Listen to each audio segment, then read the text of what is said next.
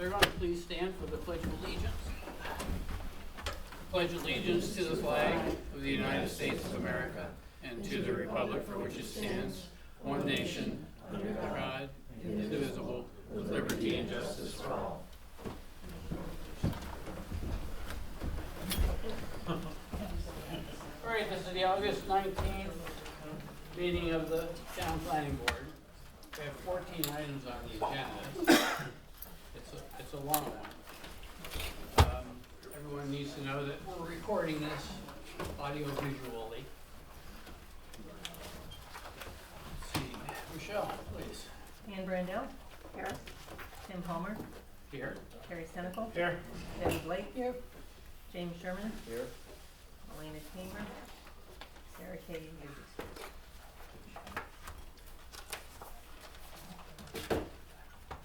We have 5 members right now. Okay. So is that how we count it if someone's coming?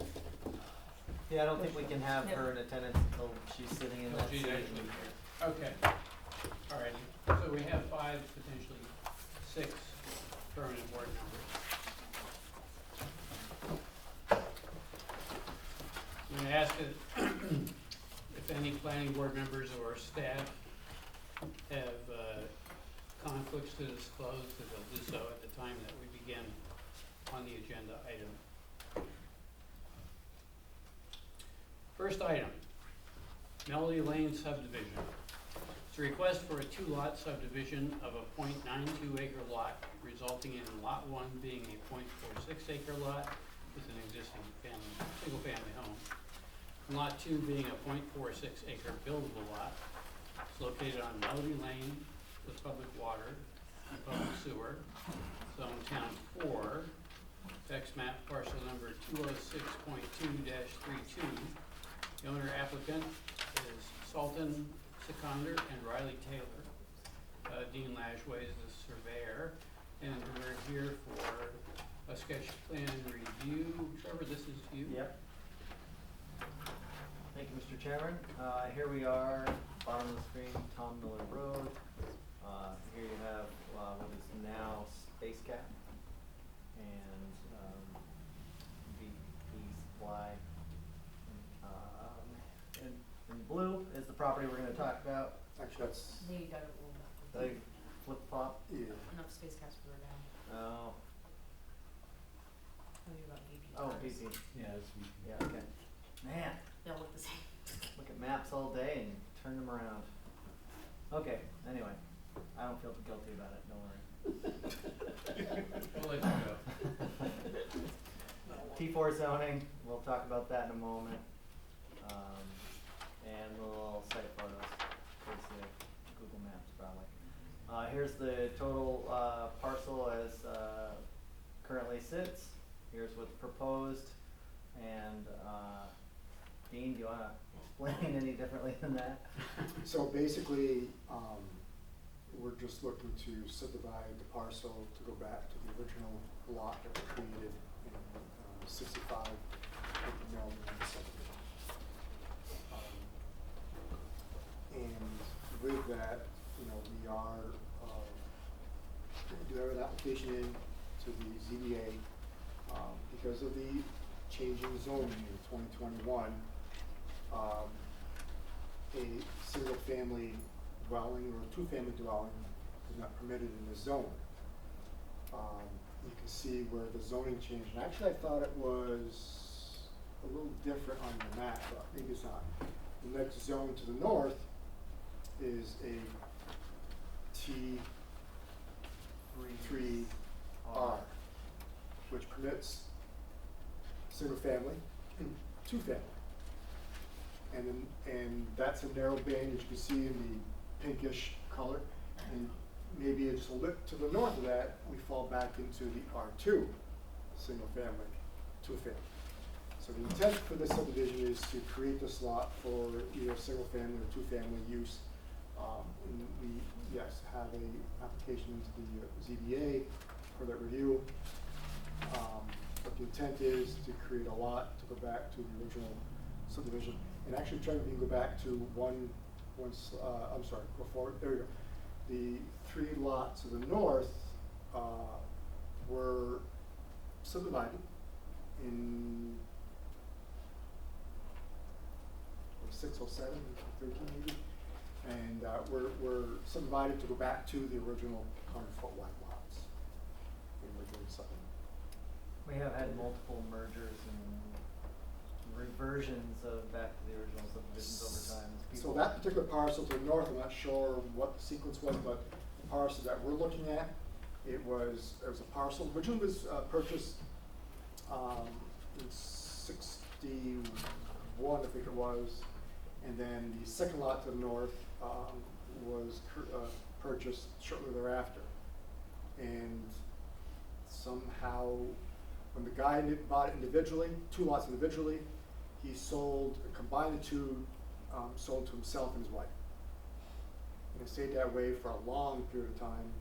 He died, she died, went up for tax foreclosure, and the current owners are now looking to subdivide and go back to the original lot configuration. So the lots north of there are 100 feet along the roadway? Correct. Yeah. Yeah.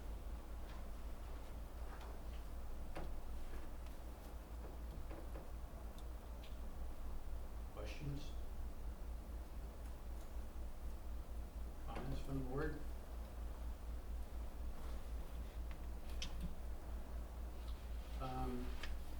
Not required for a public hearing because this is only sketch plan.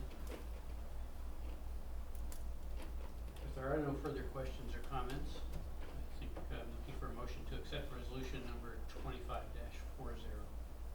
So moved. Second. Thank you, Debbie. You're welcome. Thank you, Terry. With that,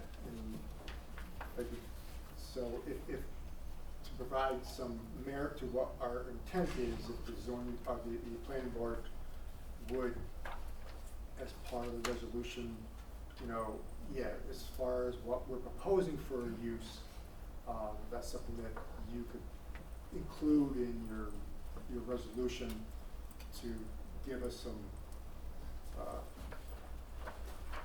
I'll say, standing with the ZBA when they come to review the use application that we had in front of them. So you don't think it's enough just that we're approving the sketch plan? Well, I mean, because it can be still subdivided in the lot configuration, the bulk area requirements meet the current zoning requirements. It's just the use. But to put in what the current zoning requires, it would be out of place in this neighborhood, this community. To put some kind of commercial activity here on this lot, it isn't gonna fit. And I think we all remember what happened on this road 5 years ago, roughly. It was more than that, But basically, we just want to have a use that is, that matches the existing community. Right. That's what we're looking for.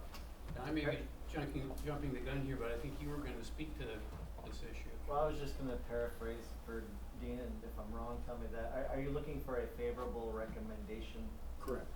from the planning board for the Correct. variance to be issued? Or at least a No, it's statement of you're not in opposition of it? Well, And that's just something that could be included in the discussion item, if you wish. okay, I don't recall that we've done that specifically before. Yeah, in the past. Have we? It's been a while. It's rare. It's been a while. Okay, It definitely is a unique scenario with the change in zoning. yes. But they weren't aware of it. Well, it's almost like you should be grandfathered, the lot to the north of there is 100 foot. And then above that one, it's the other zoning. Even the zoning to the north, all call for allow these single family Yeah. or 2-family units. So I'm not speaking for the board, I'm just speaking for myself, but it seems like a perfectly reasonable thing to do. Yeah, I'm okay with it. Yeah. so we should modify the motion.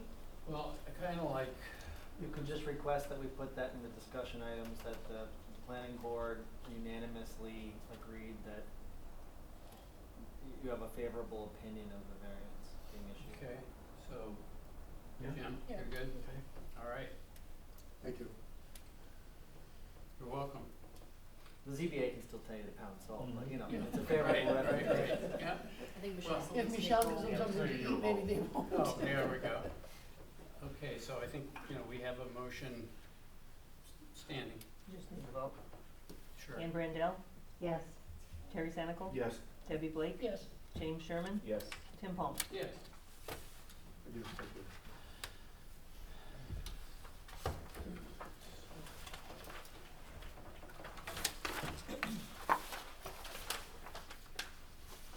Item number 2 is the Faniff Route 3 subdivision.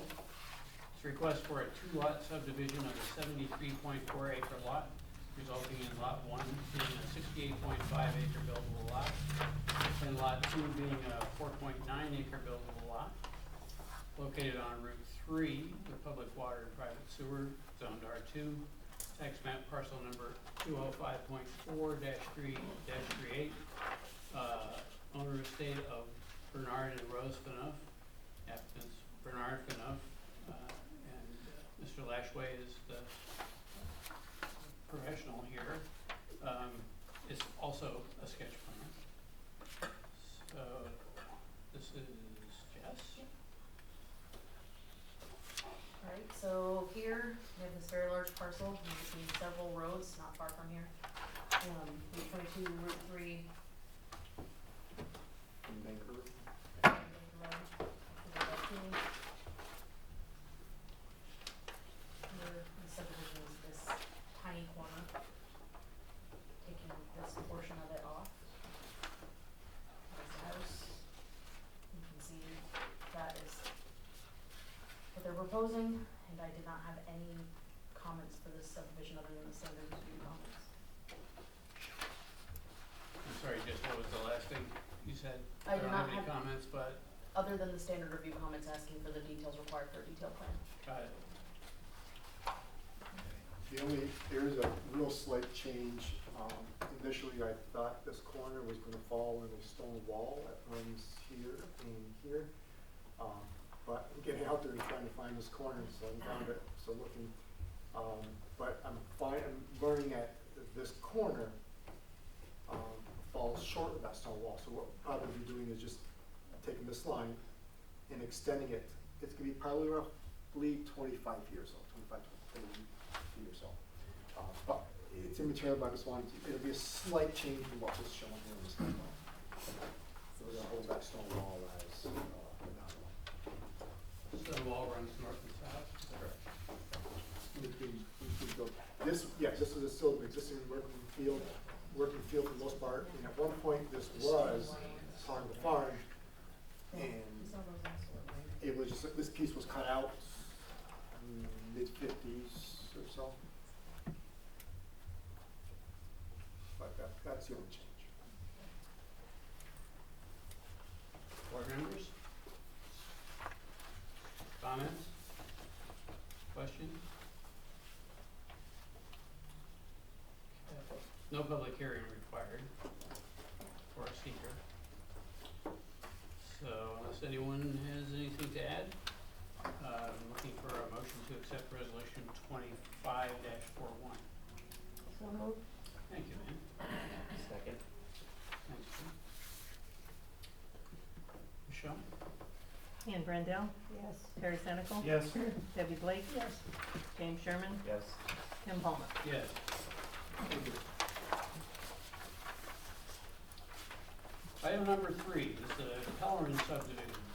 Request for a 3-lot subdivision of a 6.9 acre lot, resulting in lot 1 being 6.15 acres of remaining lands, lot 2 being a 0.32 acre buildable lot, and lot 3 being a 0.343 acre buildable lot. It's located on Wallace Hill Road with surface water and public sewer. Zoned R2, tax map parcel number 193.3-16.1. Owner applicants Patrick Pellerin, and Mr. Gladway is here for another sketch plan review. And is this Jess? That's you. Okay, go for it. Okay, here we are. You can see Wallace Hill Road to the south, Durand Road, Eddy Drive. And the area we're gonna be talking about right here is on the corner. We've seen this parcel several times before, different iterations. These lots have been developed by Mr. Teller along Duran Road. We've seen a plan for multifamily housing here in the past, but this plan is going to be subdividing out some lots here, leaving a 60-foot plus wide right-of-way. It's all within the R2.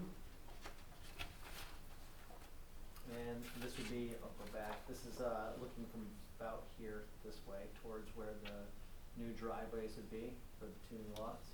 Doesn't look like that anymore. No, it's been cleared. Since been cleared if you've been over there. Got a little chainsaw crazy. And you got stung a few times until it was some bees. And these are the lots that are proposed, and just to the west is the right-of-way that would remain part of this parcel. It would have frontage here, and on Duran Road still meeting its required road frontage, for total road frontage. You know, we identified really basic items typical of a subdivision: driveway permits, water permits, ISTS, sewer is only over here, right?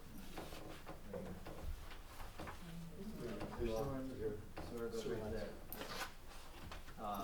Private sewer. That's right. Water and wastewater permits, typical standard comments. There wasn't really anything unique to this, compared to most of our single-family residential subdivisions. Yeah, really basic standard stuff. Anything you wanna add, Mr. Lashway? These are the easy ones. These are the easy ones, we like them. Why cherry pick? Yeah, eventually you run out of cherries, that's the problem. Comments? Questions? All right, seems pretty straightforward, yeah. All right, looking for a motion for resolution 25-42. So moved. Thank you. Second. Thanks, Susan. Ann Brendel.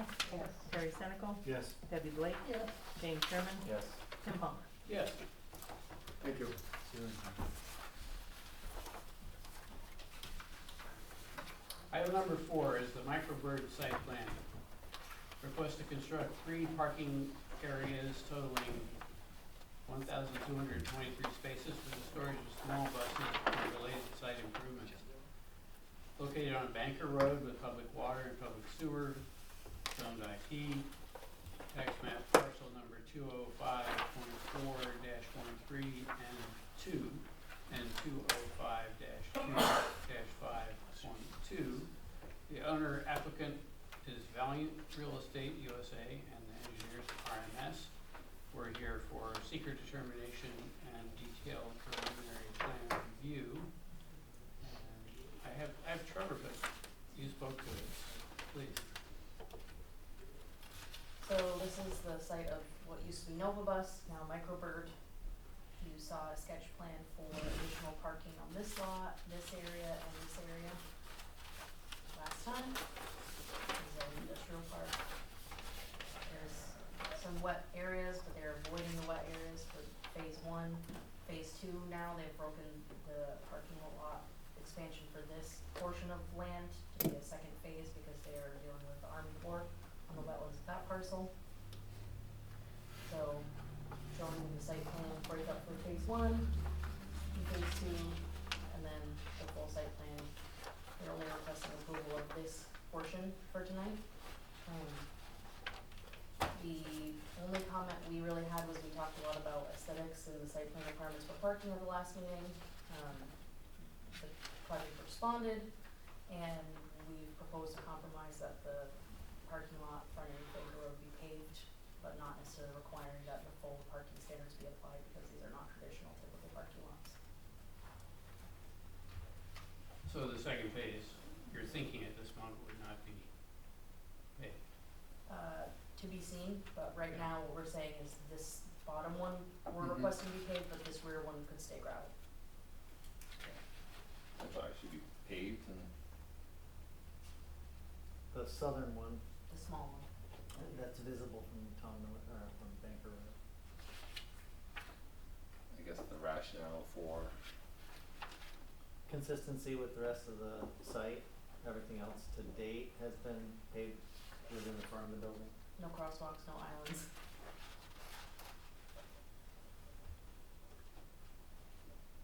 Of course, one thing about paving is you get more runoff, but that's been taken into account. well, the calculations for runoff don't change. You know, DEC requires you to design for the same way. It really just changes into the flexibility that, you know, in the future. You know, that right now it's all gravel,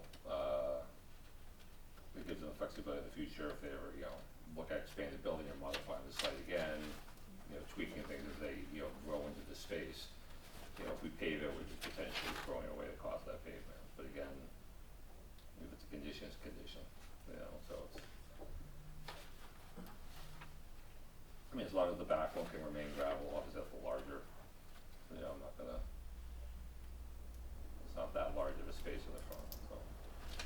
So it's enlargement measured in aesthetic. Yeah, and it'd Issue. be really atypical for us to approve a road frontage for a new construction to be gravel.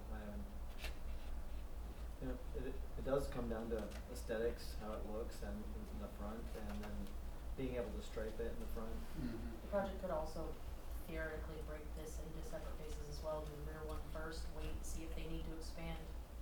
There's some flexibility in this phasing option.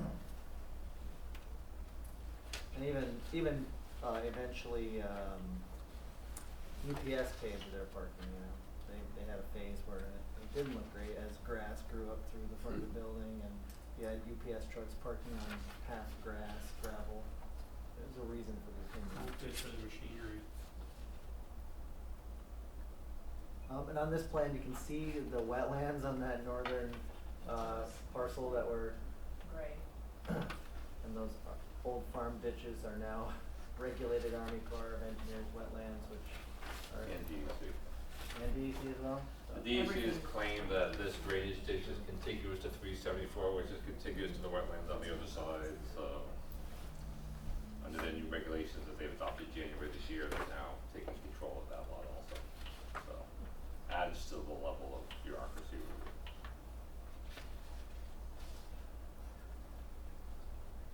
That surprised me. I thought there was a Supreme Court judgment that made it less restrictive, but Yeah, they took away the federal yeah. guidelines. Yeah. So New York State decided since the federals aren't gonna step up, the state will be more restrictive. So that's So that's why it's DEC. correct. Yeah. So prior it was just core, now it's both. Oh. And I guess it just flows at all times. We can get you guys a very boring training on new wetlands laws. Oh. You would like. We can't wait. Okay. Is that all you have to say? Probably yes. You have more? No, if you have any questions, I'm more happy to answer. I'm looking for questions, comments. Not hearing any. Okay, we are required to have a public hearing for this detailed preliminary plan review. Is there anyone here who intends to speak to this? Okay, so we'll just open and close the meeting. Mr. Chairman? Yes. I just wanna comment on behalf, we did receive one, what's that? Yeah. What's that? Because you sent it out to them. I did, yeah, I Yeah, I just was didn't. gonna read it. Yeah, I didn't. Yeah, Just I overlooked it, acknowledging I'm that sorry, yeah. the planning board, we sent out the comments received from the neighbor Gerard Renadette, and his brother had stopped by and talked to us with concerns about wetlands. So I just wanted to acknowledge for the record that they did submit a letter. I believe his letter requested that the meeting be, his term was postponed, but I think he was actually maybe requesting that this issue be tabled because he was having surgery and couldn't be here. But just for the record, reflecting that you received that. And this is someone who has good knowledge of the wetland nature of the place because they owned it before. They've owned many of these parcels in the past in the family. They own a budding property. the only response I'd make is that we do have our consultant engineers review from LaBerge identifying that in general the plans meet the town and state requirements. There's a few conditions for requesting that the applicant's engineer amend a few items and submit a revised stormwater management plan to us in compliance with those regulations. But they're And- met, in theory, they're holding all that. Did you, on site. you shared that with the person who was concerned about Yes, joining the meeting? yeah, we showed them that process, we explained that, you know, the stormwater design retains water to a 50-year storm event, and retains, in theory, more post-development than pre-development, at least the rate of runoff. Right. So, any other comments that might be relevant to the seeker? We didn't receive any other comments. Okay. Any other comments from planning The as far as? project completed secret part 1, we completed secret part 2 and 3, no significant environmental impacts were identified. Okay.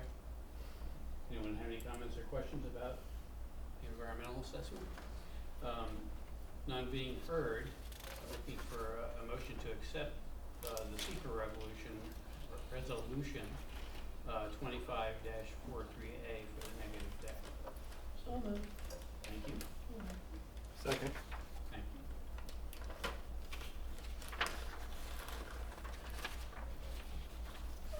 you. Anne Brandel, Yes. Harry Senecal. Yes. Debbie Blake, Yes. James Sherman, Yes. Tim Palmer. Yes. Item number 5. We have to do the. Oh, I'm sorry, I did it again, didn't I? You want more? You got 4, yeah. Thank you. Very important. So, for the plan itself, resolution 25-43D. So moved. Thank you. Is Second. there a second? Yeah. Thank you, Jim. Anne Brandel. Yes. Harry Senecal. Yes. Debbie Blake. Yes. James Sherman, Yes. Tim Palmer. Yes. Thanks for the team effort. Thank you. Okay. Now we're ready to go for item 5. The Merkel subdivision. It's a request for a 2-lot subdivision of a 48.71 acre parcel resulting in lot 1 being 5.5 acres with an existing self-storage facility, and lot 2 being a 42.86 acres of remaining lands leased for a solar farm. Located at 12 Benny Blake Road with public water and public sewer, zoned R2, tax map parcel 220.4-36, owners David Merkel, applicant is New York Plattsburgh 2 LLC, RMS is the engineer, and once again, we're here for a secret determination and a detailed preliminary plan review. That would be me. Go for it.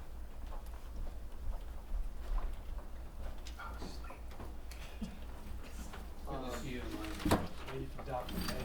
Mr. Chairman, you want to, should we let the record reflect we have another board member? Did that do it? I tried to get you included before. So, Okay. go for it. This subdivision that we're looking at is associated with the next item, Delaware River Solar site plan. This originally was going to be, if I recall, the full plan would have included the full parcel, and it would have been a sublease. Since the original application, there's now a proposal to subdivide and have there be 2 separate parcels as shown here.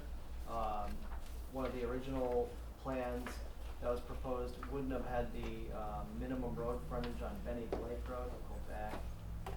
There's a gate somewhere in this area where this paved road becomes gravel. You can see the tax parcel here. I think it's actually a little bit beyond it. But Benny Blake Road, dead end, there's a gate, and then it becomes, you know, basically it's town property, but not a public highway. Our water main runs beside it, and it's really an access road for our water main. So, you know, solution to not require a variance for this project was to get a little creative, bring the boundary line up along here, so it actually has the frontage along the public section of Benny Blake. as this project proceeds in the site plan, we'll have to require an easement because they do wanna access the property beyond that gate likely. That's what this little jog in the blue here is, basically getting that road frontage along Benny Blake before the gate. Creative, it works, might not be the prettiest, but it certainly complies with our regulations and is effective for not getting a variance. And in a nutshell, that's it. Anything in the project? James Armstrong with Delaware River Solar. I was just out on the site. What Trevor said is certainly correct with the location of the gate and the easement that will be necessary. The town has voiced their support for making that easement possible. The reason for the subdivision is the owner, David Merkel, wishes to sell the storage facility, and that will not be part of anything to do with the solar array on the larger parcel.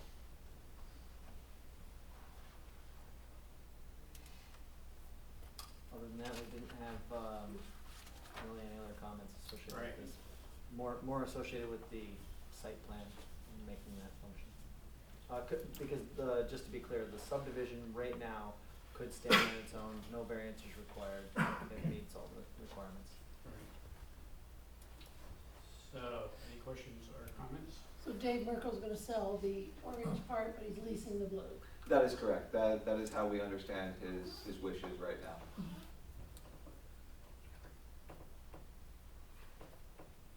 Good question. If there are no further comments or questions from the members of the board, is there anyone here who wish to speak to this project? There being no one here to speak to it, we'll open and close a public meeting. Comments about the seeker?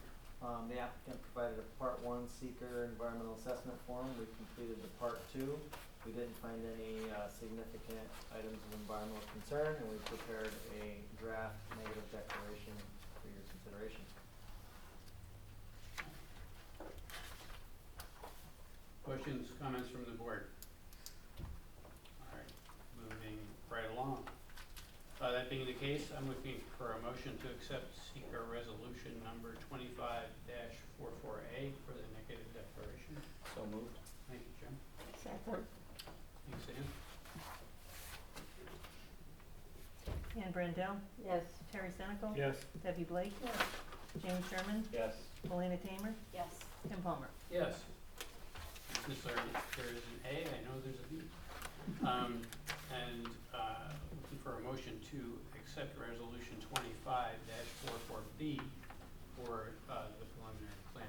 So moved. Thank you. Second.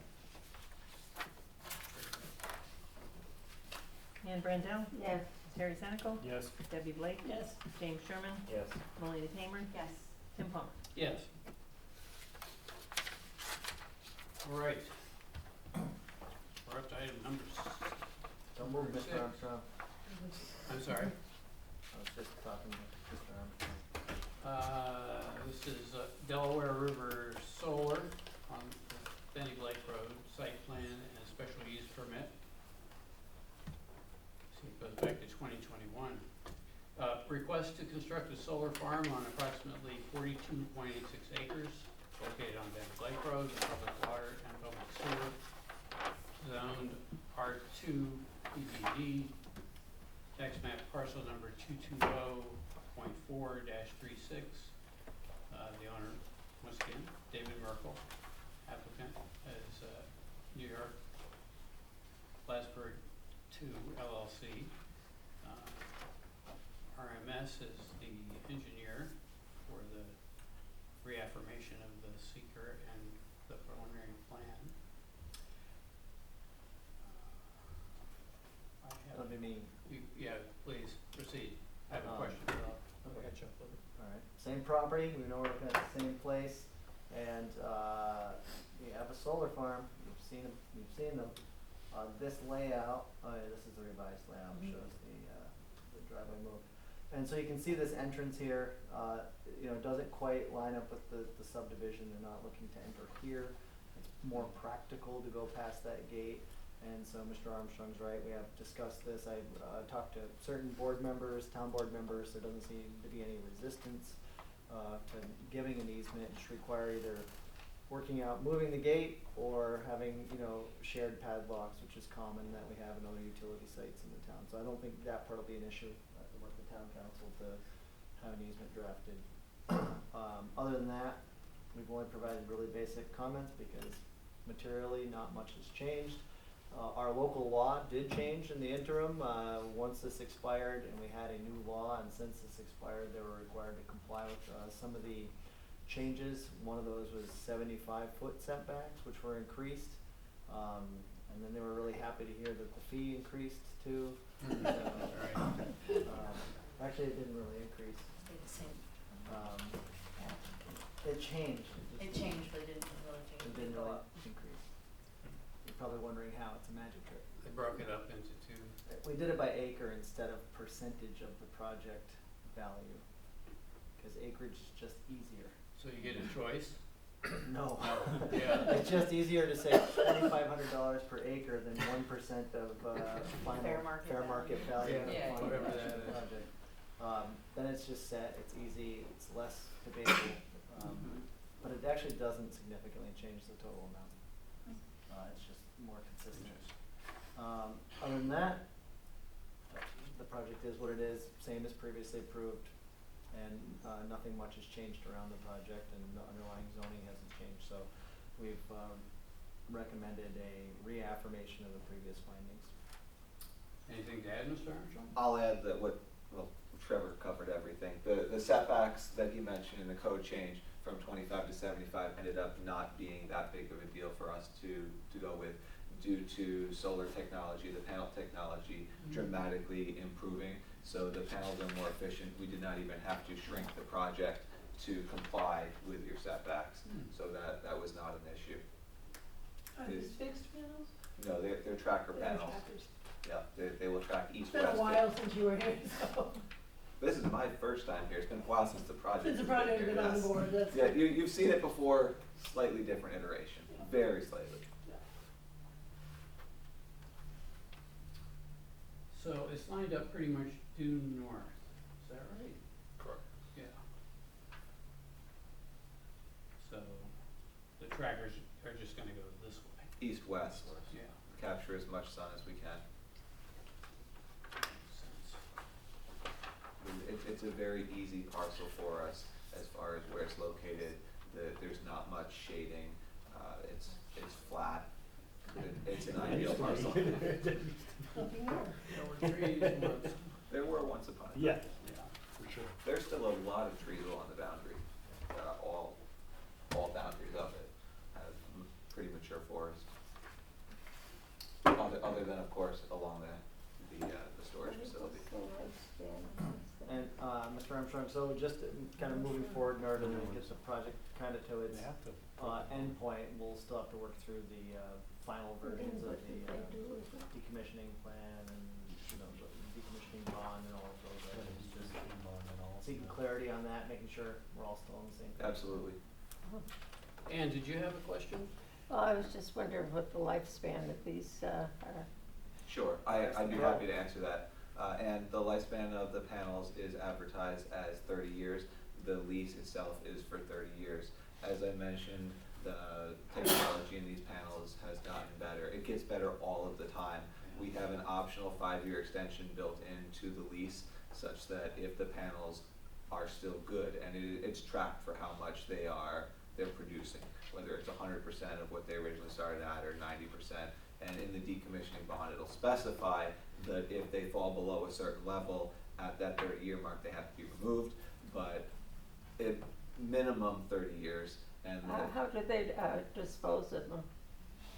there are recycling facilities for solar panels, and because solar has been so popular in the last 10 years, and pretty much all solar projects are scheduled for 30 years, we anticipate significantly more recycling facilities for solar panels to come on board. They're planned.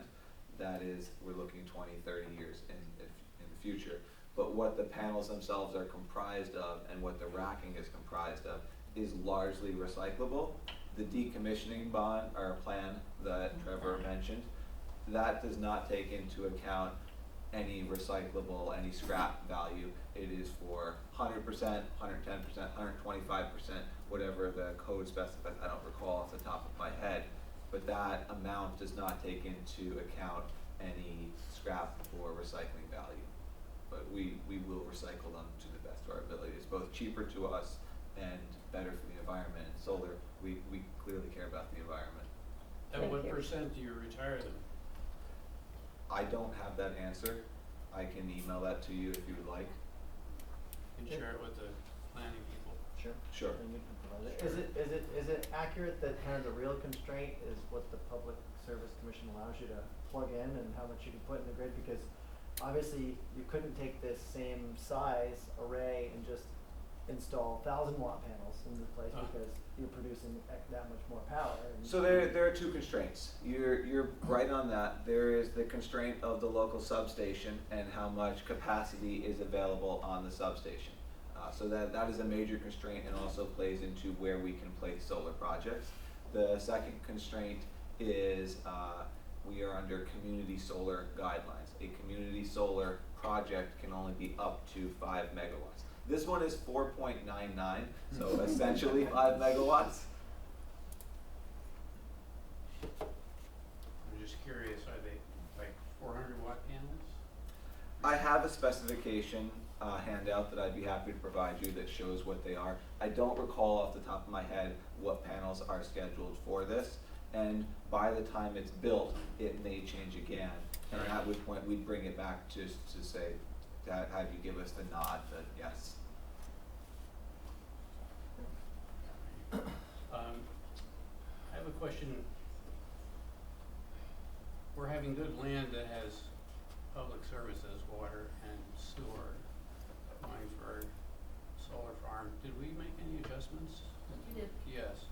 yeah, we did an analysis of, first we did the moratorium, and during that time we did an analysis of actually how many parcels served by public water or public sewer within any commercial districts could even be developed for solar, and it was one or two, and these folks found one of them that still had utilities. It was, so there wasn't really much to change about the law. You know, you're gonna have a parcel or two that you just couldn't make The work. majority of town center is excluded from solar, but certain parts that are just left side of it are solar. Right. That was one of our solutions, is we added one more layer, which was a geographic layer. So before we described it as the districts, T4, T5, T3, but, and those that were served by plug water. This happens to be an R2 with an overlay with access to an area with public water and public sewer, so it was just there and just available.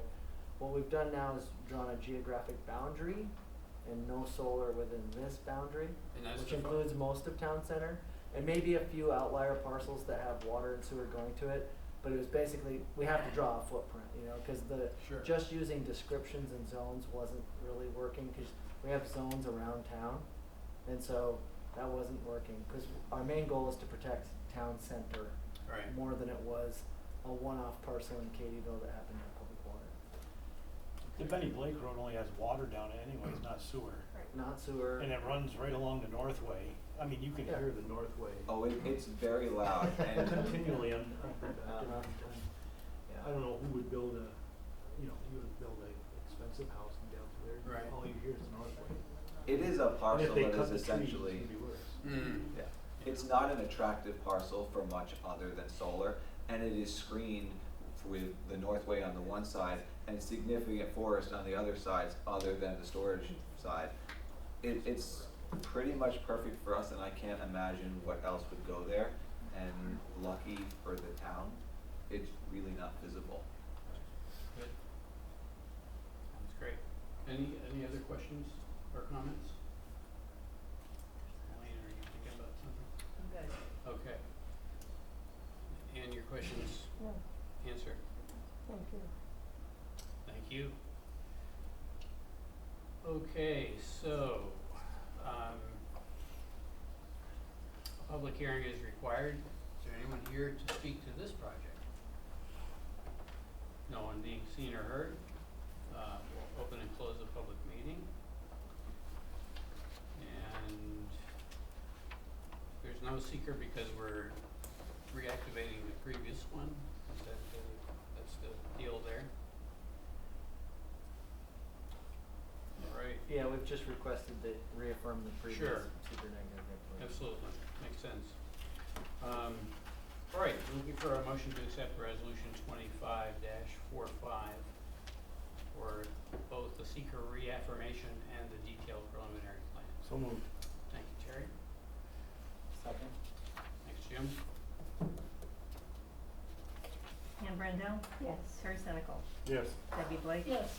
James Sherman, Yes. Melanie Tamer, Yes. Kim Palmer. Yes.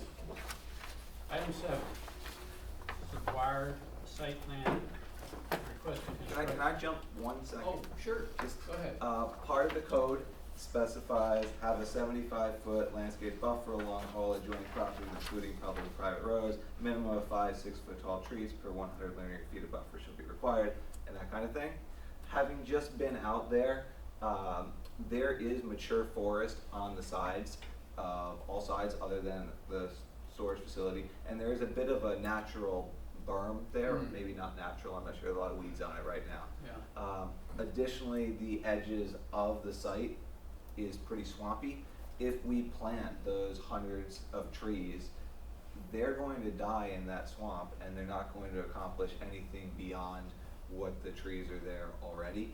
It doesn't seem like it would make sense to plant and effectively kill these trees when there are already mature forest there. I was wondering, would it be possible to get some sort of waiver to this effect? And we would be willing to build in something that if something gets built nearby, then we could go in, we would be willing to go in and plant trees along the buffer of that. This plan right here just has landscaping, trees proposed here, which we intend to do. Right. But to do it here where there's already forest, and here where there's already forest, and here where there's already forest, in these swampy zones, would be killing trees. Are we requiring them to? We didn't make the recommendation, there was a landscaping plan that was submitted, and we didn't request deviations from it. Are you saying there's trees along Benny Blake Road that faces the solar thing? Not there. The trees are just this side The other side of the road. dirt. Yes. Not on your side of the road. There's Not no on our trees side there. of the road. That is correct. I don't know that Which that's is also that swampy. proposed to be a solar farm. Well, which that would be okay if it actually occurs. Yeah. But behind it in the back, there is heavily wooded area. But there's also housing development proposed here. That's correct. So does, The back sides are heavily wooded. Like along Benny Yeah. Blake Road, Is there's not, there's no yeah. trees there at all. There's nothing. Right. There are no trees along here. You're certainly right, Terry. That's the other I've been down side. there also. But just as far as satisfying code requirement while being sensical about this, I was wondering if we could seek some sort of waiver from the board or Could a it be one? stipulation built in. It's a town local law, it's not a zoning ordinance law. is part of your concern shade? Part of our concern is not so much shade, it's that we would be planting these trees at great expense to not do anything. The purpose of landscaping of buffers is to shield the array from public view, and as it stands right now, there is no public view. I haven't been on the site, is that, Do you have an aerial photo of this? yeah, I mean, It's not a. if you put in river birch or willows, they like cedars. swamps. Cedars, they They like like water. swamps. This is fairly old. Yeah, River that's Bridge, I know, still I all know. wooded right there. Yeah. Sure. So Cliffs of River Run was proposed here, Okay. Pony. You remember that one was the really small homes, they've not proceeded. Likely because it's a swamp. That's- And who owns the property on the other side of Benny Lake Road? So that is Linda, I can't remember her last name, but she is potentially under lease to do a different solar farm. Oh, okay. We could note that if commercial any residential wetlands? construction were to take place, then we would install Pockets. landscaping Pockets. afterwards, or at that point. That's also a DOT drainage ditch that runs. through Right, there as isn't well. a drainage ditch. I was just back there 2 days ago, it was dry as bone. I went all the way to the river. Everything's dry as bone. Yeah. Pretty much everywhere. Yeah. Yeah. Further comments, and we have, Well, procedurally, I'm not sure that you can waive it, yeah. Right. because it's just not your Town authority. law. They could submit to the town board and request the waiver, and Okay. it'd be very similar to requesting a waiver or variance from a ZBA. So Okay. it's just The town that, board instead. that authority lies separate, so the way our local law, the town board lays out and has adopted the law, and then the planning board kinda administers it, and there's kinda very little flexibility in that for them. But they kinda conduct site plan review about the things that do have flexibility, roads, where the layout is. So if you are seeking that waiver and you have a specific request, you could put that in writing to the town board. Thank you for offering clarity. And then they could hear that at their meeting and consider that. And they have recently heard waiver requests from other solar projects in the town. So there is some precedent for that. Thank you. Thank you. Is there a note in here that they don't meet the required landscaping? There isn't a note in there. There was an original Do they have plan to that get a showed waiver? to be quite honest, the original plan showed the perimeter, and I kinda missed it looking at it on there, to be Okay. honest, that this plan was different. Glad you were out on the site, Not perfect. Terry. On back there a lot, but there wasn't, there was a housing development plan right along Yeah. that whole road. I mean, it hasn't come I'm not around sure we're again, gonna- but, Yeah, which is the point of buffers, right? right. Yeah, it just, it's zoned R2, so there's potential for something to happen across the street there.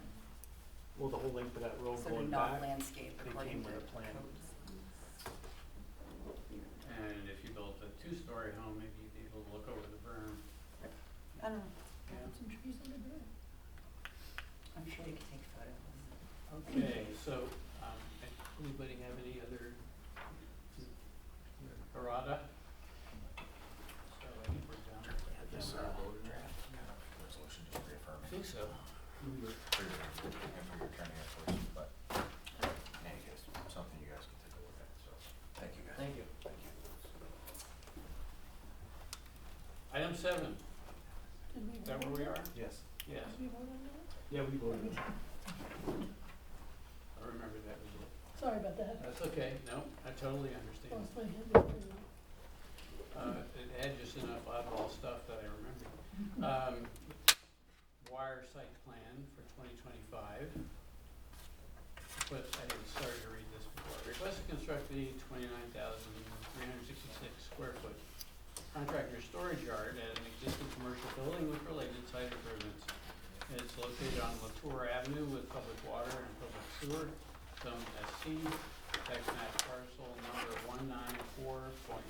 194.13-2-9, owner ASP Apartments LLC, applicant the TikTok Group, engineers RMS, and we're here again for secret determination and sketch and detailed plan.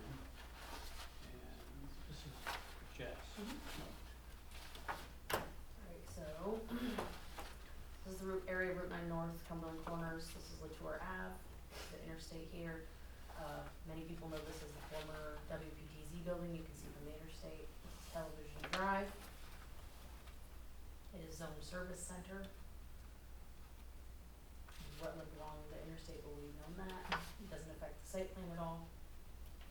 They are proposing to take down the old telecommunications equipment that is outside, turn that into a contractor storage yard. So you can see lots of dishes. You gotta tell us, what cool do you have planned for them? Are you selling them? Anybody want to Buy sign them? like Anybody who stops in the next week gets a free satellite. Yes. You can take your pick from 3 feet to 30 feet. You put it in your front yard? Can skate in that. Make a pond out. Koi pond.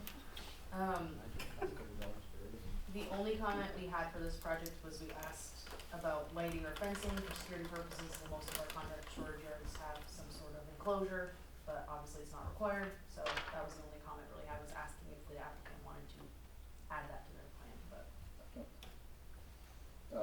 Currently, there's no fencing proposed, with minimal site lighting off the building, to watch the site for security with motion detectors for, cameras. So, again, really, it's just utilizing that existing open space to the south of the building. It's already naturally screened from the interstate, it's grown up. I think we all remember, we used to be able to see the station from the highway, where now you can't, you don't even know it's there anymore. So really, I don't think anybody from the public will ever know this is there. Really, it's again, contractors lay down yard, tic-tac group, so they'll have some leftover materials for jobs, supplies for various projects, so storing that material in a centrally located spot. Pretty straightforward and simple. You have access to the highway. This is for use for any contractor? I'm sorry? This would be used for any contractor? No, It's TikTok just group. them? It is his, yes. And what does the TikTok group do? We're a heating and air conditioning contractor. Wasn't there a plan on the two houses just prior to that place? Not The hotel they in front didn't- of it, on the highway. The one, What'd you say, You're Aaron? talking about the Yeah. house with the historical marker in front of it? Yeah. Yeah, that expired. Yeah, I thought so. All right. That Well, has just expired. checking, well, It has expired. all right. The hotel is expired too. proposed as multifamily, it was proposed as a hotel, neither Convention center? are approved for anything at this point. Okay, Expired. Everything he has right now is expired at this point? Is that, yeah? Yeah. Anything site plan related, yes. Well, I was just thinking that could be detrimental to your storage area. That's why we asked about. I was putting thinking lighting that too. Easy now. Yeah, it's hard to tell what's gonna go on there. Might be for Well, without sale. it being, Well, without nothing it, right I'm now. just saying without it We being can- it's fenced not in. for sale. You could Airbnb it. It's not currently, it's not currently. It's not currently for sale, we have asked. Cause his border runs all the way essentially along mine, his equal size property. And nothing's proposed for the building? Well, obviously, the TikTok group will occupy the south half of it. The north half, we're looking to rent to other commercial businesses. That's why we didn't want to eat up any of the parking. That's not knowing what would be there in the future. We thought it better just to utilize the open space that's already there. But As not for owner- like a, oh, go ahead. I was just gonna say, as owner of the building, just keep us in mind, depending on which use you may sublease, sometimes can also require additional review. Not all, I mean, we do have a lot of space there, but. Yeah, we have a lot of uses in this zoning district, which is nice. That's right. It's very hard to find a zoning district that's friendly to contractors. Took a while to find it. It took plus or minus 8 years. That's remarkable. It's Actually actually shocked when he walked used. in talking about this lot, because like, oh my god, you found one. I found one. Found one, we've been talking about it for years, found one.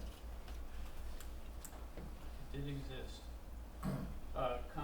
Further comments or questions? Okay, a public hearing is required. Is there someone here who wishes to speak to this project? No one being present, we can just open and close that. Comments about the secret?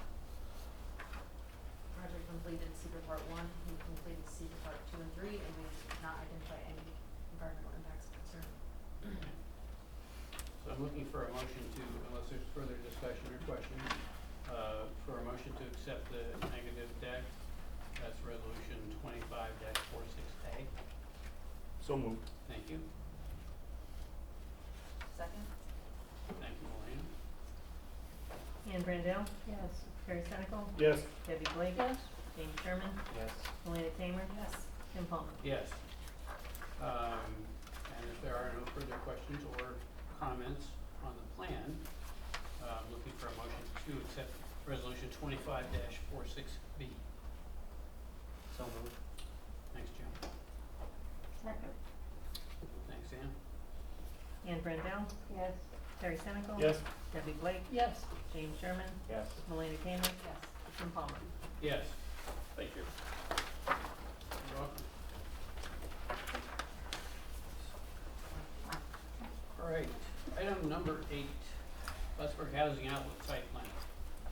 It's a request to construct a 1,200 square foot building as an accessory to an existing manufactured and modular home sales facility located on State Route 3 of Public Water and Public Sewer, Zone T4, tax map parcel parcel 206.1-26.21. Owner applicants are Eric and Michelle LaBounty. AEDA is the engineer, and we are here for secret determination and a sketch detailed preliminary plan review. This is Jess also. Alright, so this is Route 3, this is Stella Drive right here, Plattsburgh Housing Outlet is outlined in blue. Zone T4, we're looking at an accessory structure that'd be right about here. Very tiny, just barely requires site plan review, 'cause it's over 1,000 square feet. I did not really have any comments other than equipment shouldn't be parked on green space, but obviously the point of the garage is to house the equipment, but if it ever got bigger, just keep in mind that not to store vehicles or equipment on the green space, that's the only comment I had. 1,200 square feet? 1,200. Would you mind going back to the second one? Thank you. Yeah, so as Jess narrated, it's a 1,200 square foot garage. They're currently have their office building right here. There are 2 small garages in the back of the parcel, and these are all display homes for Plattsburgh Housing Outlet. So the intent is to build a garage for vehicle storage, just for their own maintenance and installation equipment. So like 40 by 30? Something like Yes. that? Yep.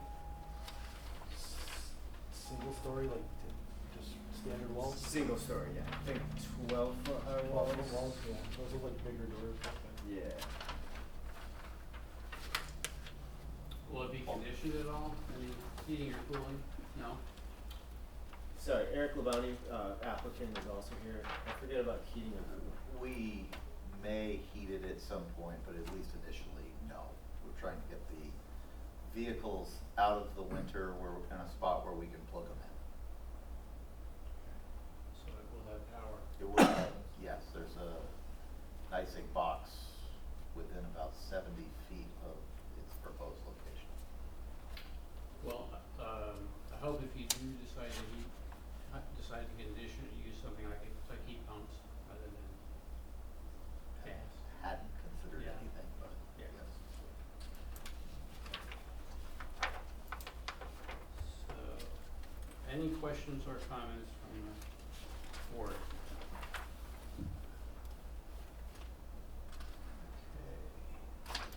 Public hearing is required. Are you here to speak to this one? No one being seen? Going to close it. Seeker. Project completed secret part 1, we completed secret part 2 and 3. No significant environmental impacts were identified. Very good. Looking for a motion, unless there are further questions or comments. Looking for a motion to accept the negative declaration, 25-47A. Oh, Thank you. Second? Thank you. Ann Brandell, Yes. Terry Senecal. Yes. Debbie Blake. yes. James Sherman. Yes. Elena Tamer. Yes. Tim Hall. Yes. And for the plan itself, looking for motions to accept resolution number 20, wait, sorry, I'm on the wrong page. For the plan 25-47B. So moved. Thank you. Second. Thank you. Ann Brandell, Yes. Terry Senecal. Yes. Debbie Blake. Yes. James Sherman. Yes. Elena Tamer. Yes. Tim Hall. Yes. Item 9, the American Legion site plan.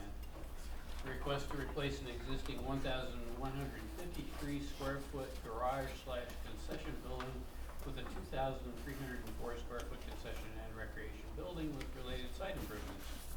A use variance is required. It's located on Rand Hill Road with public water and private sewer, zoned R2. Tax map parcel number 205.1-24.1.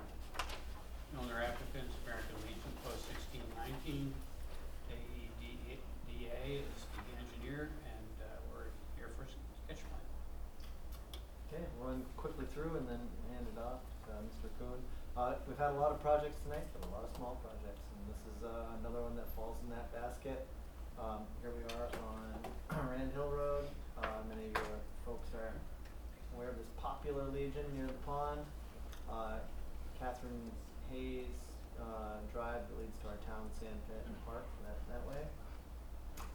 It's all within the R2 district, this use. It has variances for commercial rec facility and restaurant, which this project, which proposes to make changes to an existing building and some additional impervious surface, gravel, parking, but the primary use that requires site plan review will be demolition of part of this building, which has concessions and bathrooms, and making changes to that, which would be greater than 1,000 square feet, so it's triggering this review. But in that review, we also identified, since that use is expanding, the variance will need to be reopened. They'll go back to the ZBA for a hearing to have an expansion of a non-conforming use. Even though it is quite small, it provided some rendering of what that building would look like. And Mr. Kuhn. Thank you. Yeah, as Trevor mentioned, it's gonna involve demo of an existing building. So in the red dashed outline is an existing, what was built as a garage, partially converted to a concession stand. So the concession stand serves, patrons using the softball fields. Also there's horseshoe pits and then a baseball field. So that's just outdated and doesn't serve their purpose anymore. So what they'd like to do is demolish that building. There's an existing bathroom building, and essentially they'd like to enlarge that footprint so it's a little over 2,000 square feet.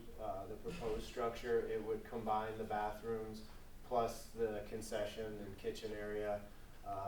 As you saw maybe quickly in the rendering, this portion of the building would be a covered overhang, so that way right now they set up griddles and grills outside for cooking food, so they could do that under cover, and then have a place to store them.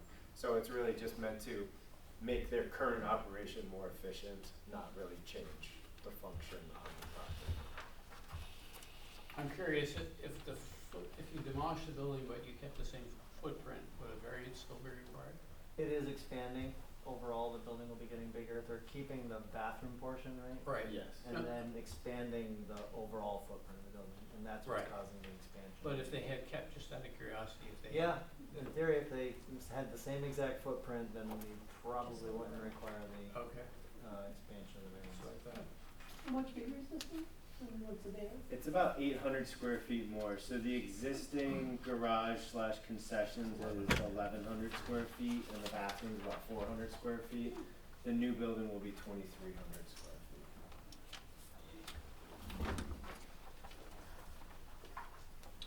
The only thing that I wasn't quite sure about, Mike, was is that extra gravel just like to walk on, or are they gonna double park there? Like, what's the kind of the? Yeah, so essentially this dashed outline is currently gravel parking. And so what I've seen, my kids have played baseball there during softball, and so sometimes, this is like their overflow area. And likewise, there's parking spaces here, but a lot of motorcycles use some of the spaces, so they really just want to kind of clean up some of that. So the thought is to, as they're building this and demolishing this, that would allow them to clean up and do a dedicated motorcycle parking area, as well as just re-level. And so it's not expanding the parking per se, it's more just cleaning up and resurfacing some areas.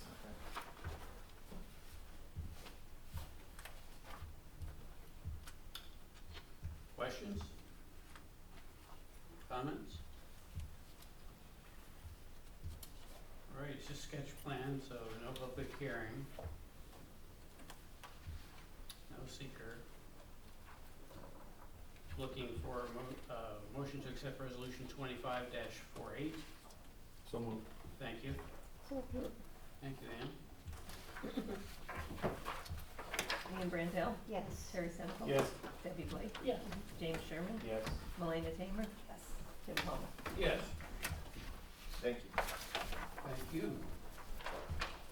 Tim, just wanted to warn you, I do have items 10 and 11 back to back listed because they are related. So Yes. if you want to read both, feel free to Okay. read both. Makes sense to me. Hamlin Heights subdivision, subdivision preparatory to the next item. It's a request for a 6-lot subdivision of a 63.3 acre lot, resulting in lot 1 being a 1.9 acre buildable lot, lot 2 being a 1.9 acre buildable lot, lot 3 being a 2.7 acre buildable lot, lot 4 being a 16.2 acre buildable lot, lot 5 being 38.8 acres of remaining lands, and lot 6 being 1.8 acres to be conveyed to the town for a road.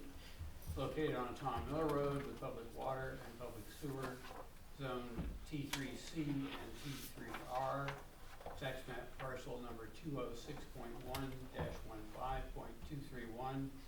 The owner is Mental Retardation Service Incorporated.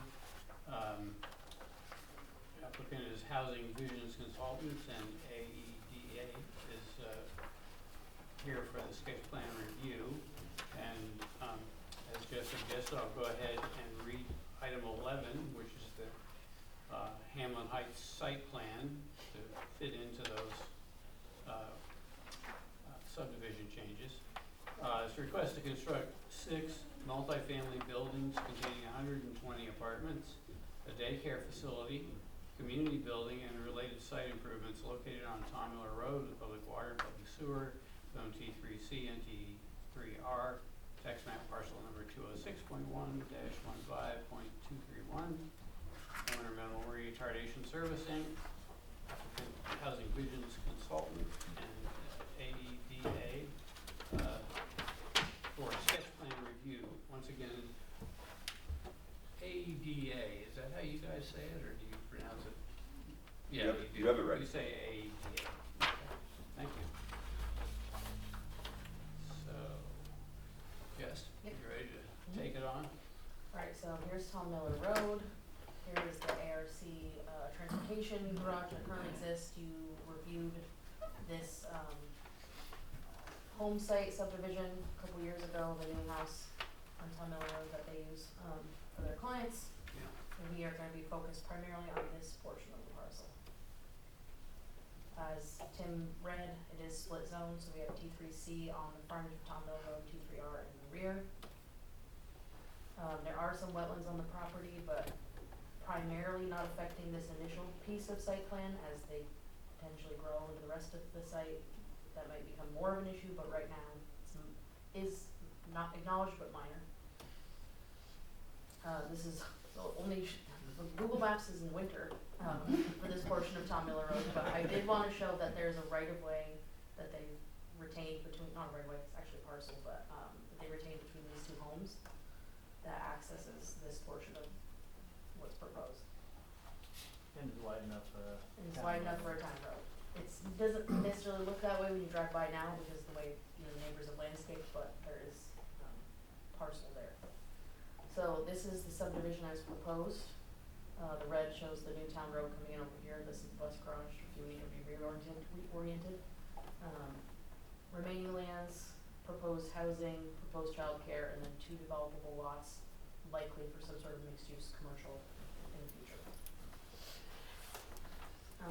Subdivision-wise, most of the comments are pretty standard that we normally have for a town road extension type of subdivision: lighting, working with buildings and grounds, working with the highway department, working with water and sewer for those extensions. As we all know, that also involves DEC and the city because we transmit sewer to the city of Plattsburgh. And the only thing that we really had said that was an extra comment on this one was that they may want to phase this subdivision, wait till they maybe have a prospective buyer for these lots rather than subdivide them sooner, because a prospective buyer may change the layout of the proposed subdivision. So that's really the only significant comment we have on the subdivision side. You want to speak to the subdivision? I think you summarized it pretty well. I mean, we do have the 6 lots, remaining lands, childcare, multifamily, lot, the roadway lot, and then the 2 proposed commercial lots. I don't think we have any comment in regards. I think it's a good suggestion of a potential phasing. Yeah, we have seen, just as a note of caution, we've seen this on the north side of the road with similar subdivision where There might be a trend for a certain size lot for a few years and they get subdivided and then they've either sat or somebody has to buy two or make them smaller. So there's not always value in guessing in advance, but. And perhaps maybe a couple decades ago, it was a condition, this occurred at bus garage, so. Yeah, we see it. Yeah. It's not a bad idea, it just may not need to be done immediately. What do you think is most likely to be developed first? Out of the whole subdivision? Well, if Or- I understand correctly, you're suggesting, do it in phases. Mm-hmm. What would phase one be? Clearly, the primary purpose of this subdivision is for this proposed development and site plan, which you'll be hearing about next.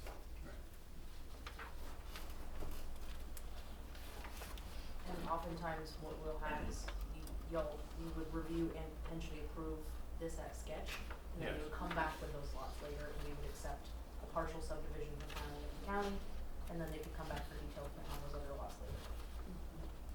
Makes sense. Okay, questions, comments about the subdivision? Item 10.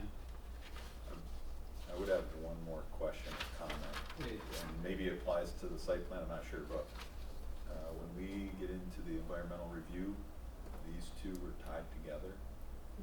Okay, Yeah. so one of the comments that I reviewed with planning staff was that we had originally submitted a long form seeker for this. I believe the draft resolution mentions a short form seeker, so I guess if we can just recognize correction in the draft resolution.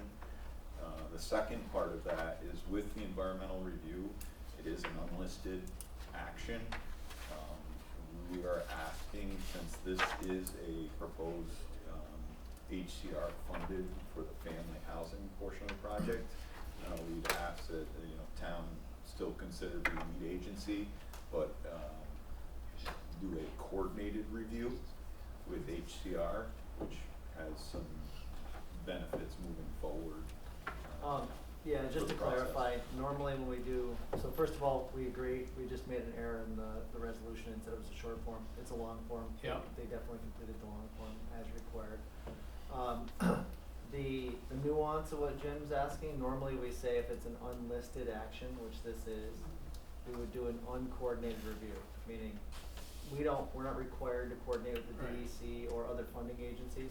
However, let me get this right, HCR is also either, if we don't coordinate and do a environmental declaration, they'll end up having to do their own, where if we do coordinate and they have involvement, then they could adopt ours. It's just easier and it does make sense because they can, so doesn't really add any more work to us and it Okay. becomes a convenience for the process overall. And we've partnered with them on grant funding for the road, so it's a natural thing to just do the coordinated review. So we have no objection to it. Thank you. Thank you. So, Jim, resolution to be modified? I'm sorry, Jim. Look, why develop this section of property and not something closer to the ARC? Where the road already kind of exists going down in there? So first off, this is a drive. This isn't a town road today. Number two, we felt it would be good to have a separation from a transportation facility as it's set up today, and more in line with the residential existing in the upper part of the property. That's And this will probably come later when we do a public hearing. Do we see that the neighbors, because if we can go back to the actual site, I mean, it's gonna be between essentially these two houses, right? The road would be.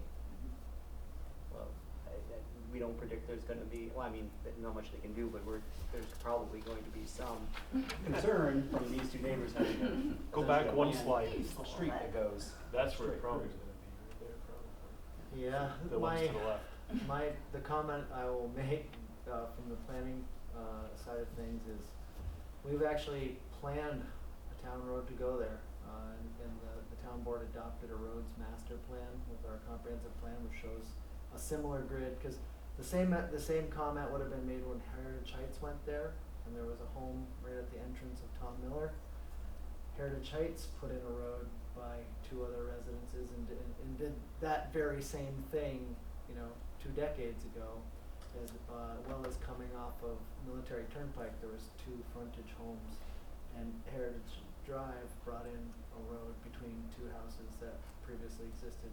So this is similar, and you're right, you're identifying there will be a change. I but think the difference though is there's already a road that exists that they could use and they do own, that they could build out, right? Off of the Off of transportation the road? transportation road, instead of disturbing that.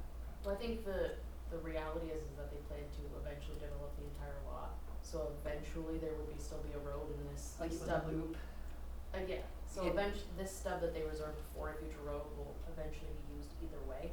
So I don't think you would be really preventing anything long Yeah. term. Well, and actually, I'll back up in all actuality. We did look at that. We did look But at that was the first iteration, so we meet in pre-sketch meetings, so we've already met with the project several times. And so this is a second, third iteration of that, with first iteration kind of considering multiple options and,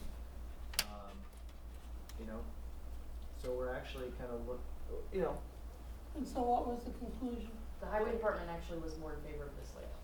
Why?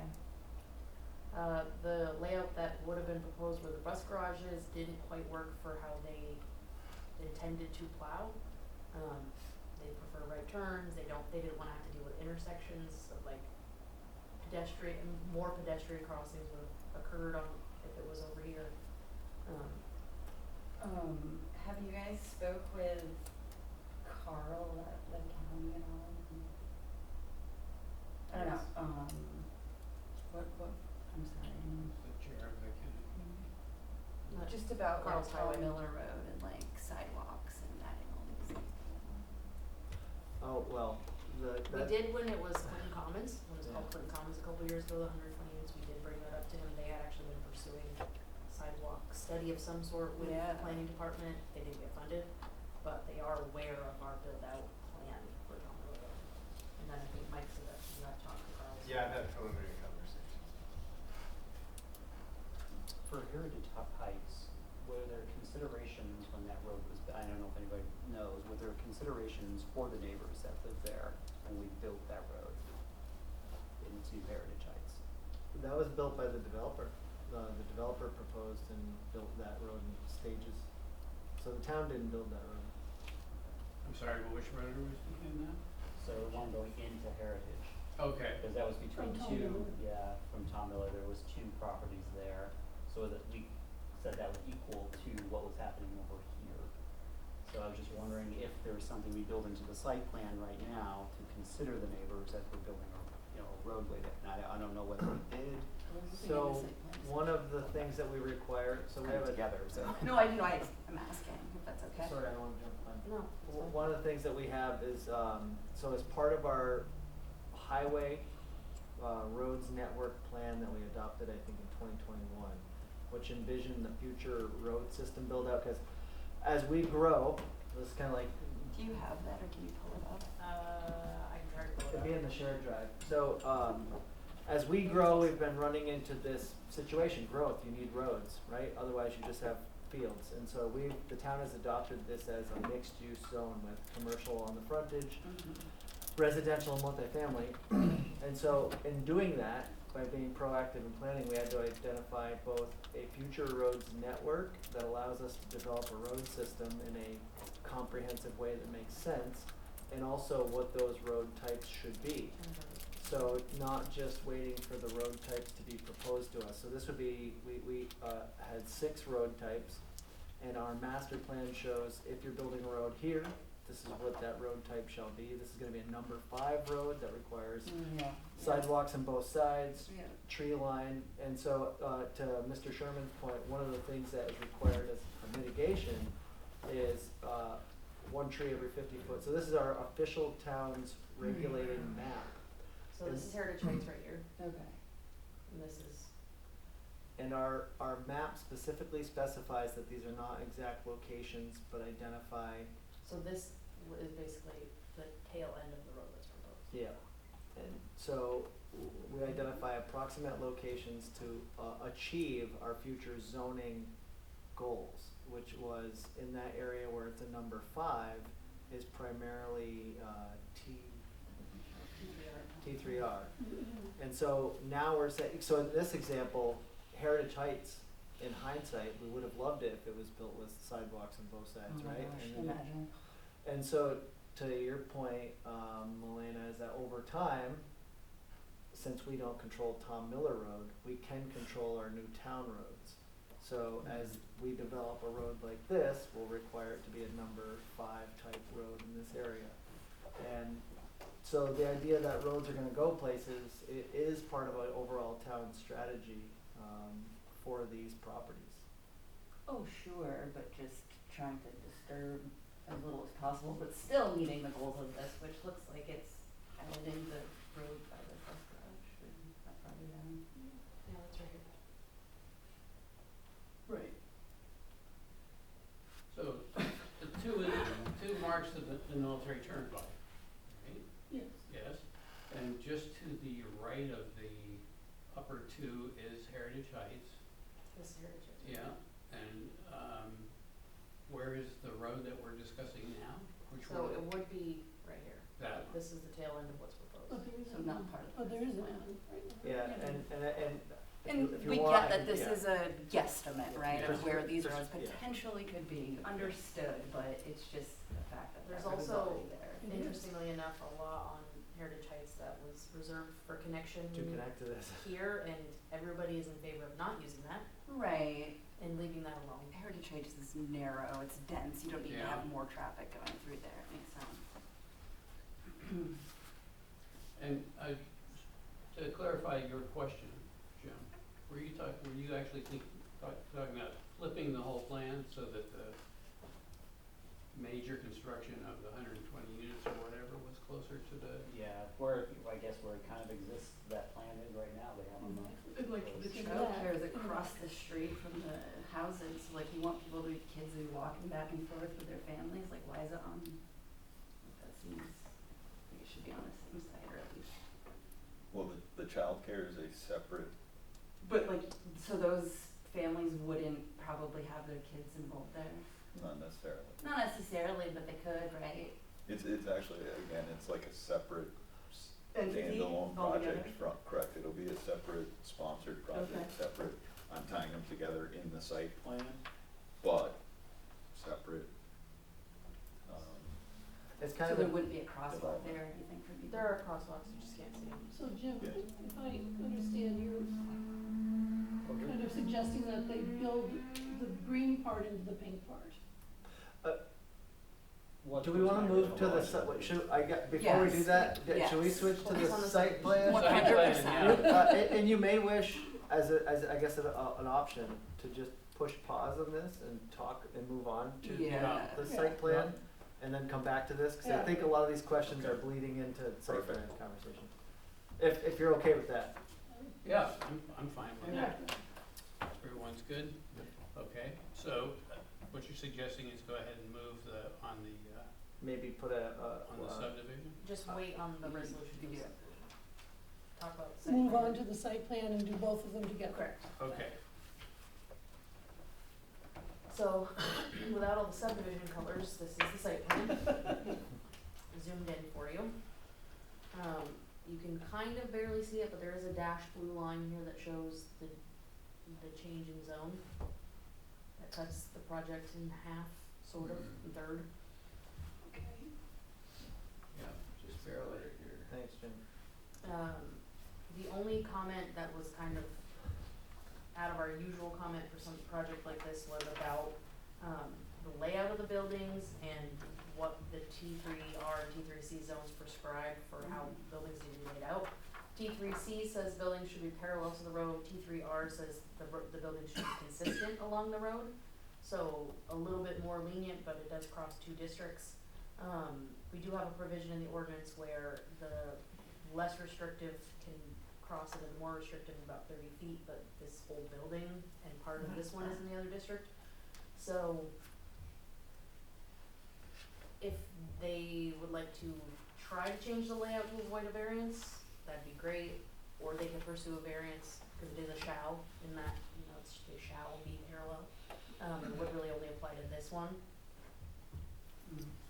So the 30 feet would Wouldn't reach. accommodate the one on the far left that's, Well, this one's kind of already technically parallel in the rear, so we wouldn't really worry about that one, but I Okay. think codes would say that this one would need to comply. We don't necessarily have an opinion one way or the other. It's kind of up to them if they want to pursue a variance or not pursue a variance, or to alter it so they don't need to. So Jess does a good, it is a question within your ordinance between the two zones, I will say that. We do have the one building here that crosses into the T3C zone. Question whether that does Right. not meet the intent of the alignment of the T3R. I can say that we had a prior sketch plan approval across the road, which was very consistent with this layout, which the board had approved in the past. So that, again, it was a question about the intent of that provision along front. And we haven't talked to codes about that yet, so. right. Just, Correct, so we try to stay consistent again with what we've seen approved in the past. I will say, in addition, with the questions about the road planning and the connection to Tom Miller Road, I mean, that was a planned master plan, years ago for this property in terms of overall development. I will say, I've also brought in the past, not built, but this board has approved in the past a connection through here for a prior site plan approval that was sponsored by ARC, again, years ago, but it has been seen. It has been seen at the highway department level, at the county as well, so we. This has? No. That Oh, A connection, just referring to your question about, the county's involvement in connections. Right, I think there's just a bigger picture concern about the development along Tom Miller Road and there not being pedestrian connection along it, the entirety of it, Oh, with there being parks and housing and just general development happening and no pedestrian accommodation whatsoever. But And I that's a was bigger, yeah. Yep, But as it's happening, of course, we need to be having this conversation, so it's good that you're talking with Carl. Just food for thought, talking about cars and vehicle alignment. So this is a very, just food for thought, this is a very car-centric design where all of the housing is sort of centered around the parking lots. It doesn't really create a sense of community whatsoever. So just, if there's a way to change that so that parking's maybe on the exterior of buildings and like it's more of a sense of a community, which could also help out with aligning this more closely with the road, because there's a lot of property here that could be potentially developed with more housing, right? So why would you not want this housing to face a road? There's gonna be sidewalks and additional housing potentially, like you're trying to create a neighborhood, but this is sort of like you're creating parking lots with housing around them. Right.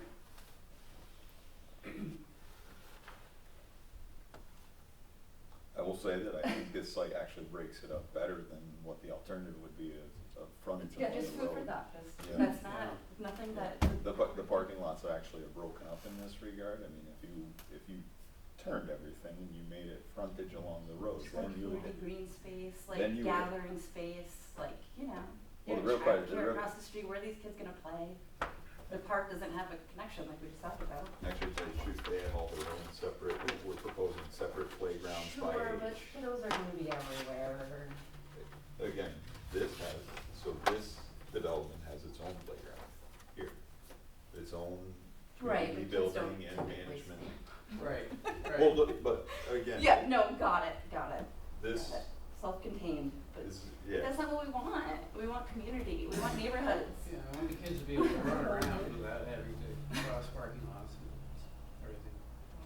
And like a lot of people, will they have cars here? Like what kind of housing is this for the HCR? Like it's probably a lot of, in this regard, this proposed as a childcare. It would not be proposed as a public playground facility.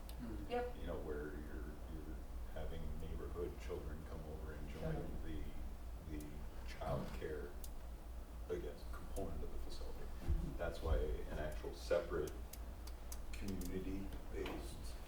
playground area along with walking facilities for pedestrian access throughout. A community building, you know, for the community. It'll include, you know, management, dedicated management to the site. You know, parking, tried to break that up instead of having one, you know, again, we faced all these to face the frontage, you know, there'll be this big swath here of Green of- space. of parking to meet the town's parking requirements. So, So, yeah. yeah, There's only so much detail we need to No, get I know. into, but, what's gonna be the buffer between this development and the Heritage Heights lot? so ultimately, we have the current vegetative buffer between, along with the setback. One of the things that we were looking at is actually having the buildings as a true, like a backyard, instead of having like parking. You know, you could have flipped the buildings, put the parking. We tried to use that as a buffer from the parking space. We could have additional vegetation or a fence line along there if desired in the final plan. But that was our initial approach. The other thing I'll point out, one thing that we planned, but then also discussed with planning, you know, this here is actually a right-of-way, which was planned within the original subdivision of Heritage Heights, I believe. We are looking in our layout to place the site in the building. We don't plan on using that. I would think that in past has been a comment or question about that. I think if it was a continuation of a single family subdivision, we'd probably consider it, but since this is relatively different, and knowing that they probably would be in favor, there's not really a need to do that connection. And it's two different road types. You know, that's one of our concerns is, the ideal, it wouldn't serve the purpose of our road network the way we would have originally envisioned it, because that is a flexible thing where the roads will actually go. One thing we didn't touch on, and it was kind of maybe a missed opportunity in the introduction, because this is a big project with a lot of things to consider, and we have more meetings to go and public hearings, so I think it's, and Melanie, you were in the pre-meeting, we got to have some other good conversations about this.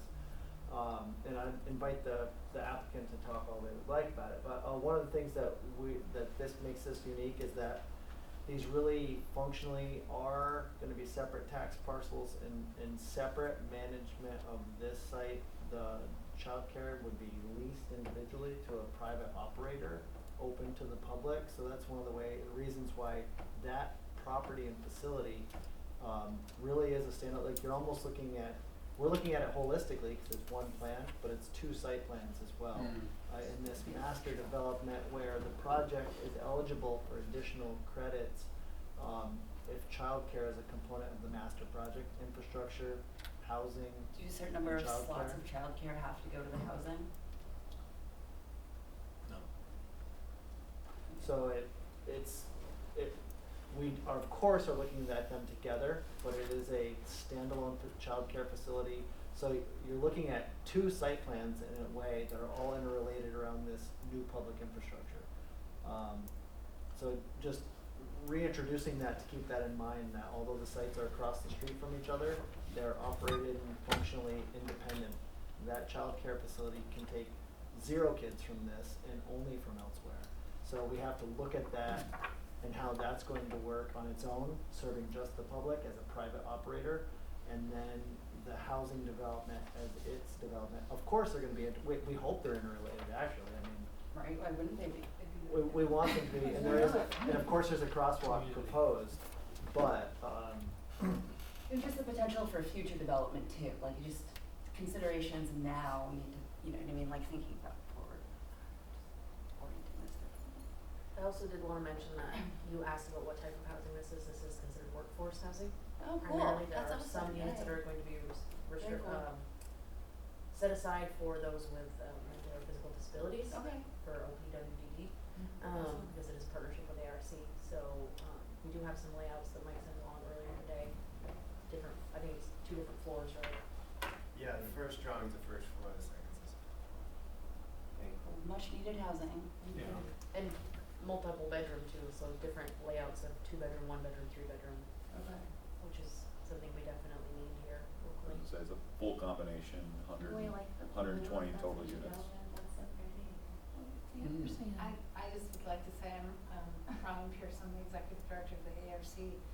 One of the big pushes for us to do this is that our staff Absolutely. have conveyed through surveys and other things that they're both housing insecure and food insecure, and this is our way to try to address that concern. Thank you. So this does seem a little more conceptual than our typical sketch plan. I mean, I'm not sure how plastic Well, yeah, they, this is. we've met with them several times because, you know, we don't wanna waste their time, they don't wanna waste Right. our time, so we try to get a little further down the road in the pre-sketch process before they brought you a plan at this level. Right. Of course, they have a lot of experience and have done this, you know, many times, so there's a sense of what product to bring from day one. This is also the floor plan of a community building. And then a rendering of that one as well.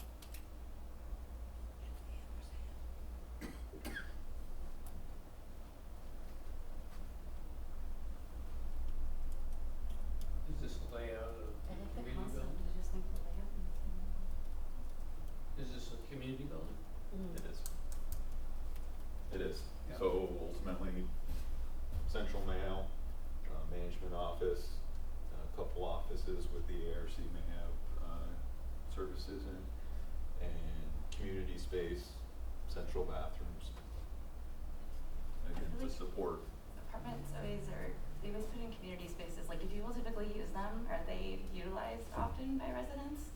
'Cause I feel like they always get built, but like they always seem empty. Yeah, I would say our community rooms are well utilized. Okay. You know, we've now been using broadband. We have to install that in every apartment. Yep. Previously, we had broadband in the community rooms and we had computer rooms, so Oh, I those see, were the utilized computer more rooms. by tenants who didn't have broadband, but now we're putting it in every unit. So now we're kind of revisiting how we're programming the community room, but our leasing office is there. And then obviously with some case management or, you know, offices for ARC staff, it will be, you know, well utilized. We also have had some community rooms that have laundry in them, or community buildings that have laundry in them, but these have the laundry, Each building. yeah, so like this one's right here, that is laundry. Chris, just so that Jess or I don't paraphrase, would you mind just kind of outlining the project, you know, parameters, the That'd be awesome. units, breakdown, how, Sure. you know, income, contingent proportions, Yeah. so everyone gets the same info. Right. So I met Robin at the housing summit, I wanna say it was 3 years ago now, maybe, Yeah. at your office. At Westside. And then we kind of learned this Alice part of the population that is just completely underserved. So, so we've been working with Robin and her team for 3 years now on trying to develop a plan of scale that will be eligible for HCR financing. So, this is at a larger level, so it's a tax credit development through HCR, but it's a tax exempt bond project versus just a regular 9% tax credit.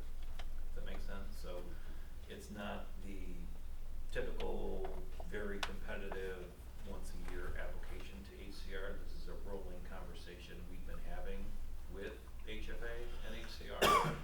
They're aware of it. They wanna do this project. We just have to get a little bit further along before we submit the sources and uses. So Robin and her team have applied for a different set of funding through the Integrated Supportive Housing Program. So those awards are coming out any day now. As Trevor mentioned earlier, we've applied it through the Pro Housing initiative as a joint applicant with the town for the infrastructure portion of this. So once those two things come together, I think HFA will look at this very favorably.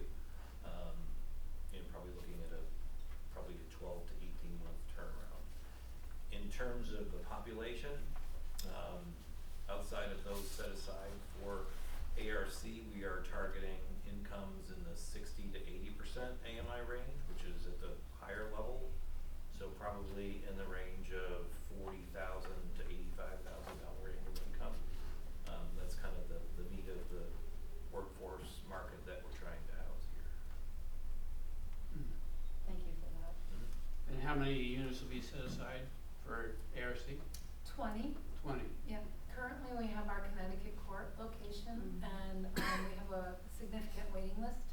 We have 10 units there, and we have active about 15 who want to move in, and that's without soliciting any other people.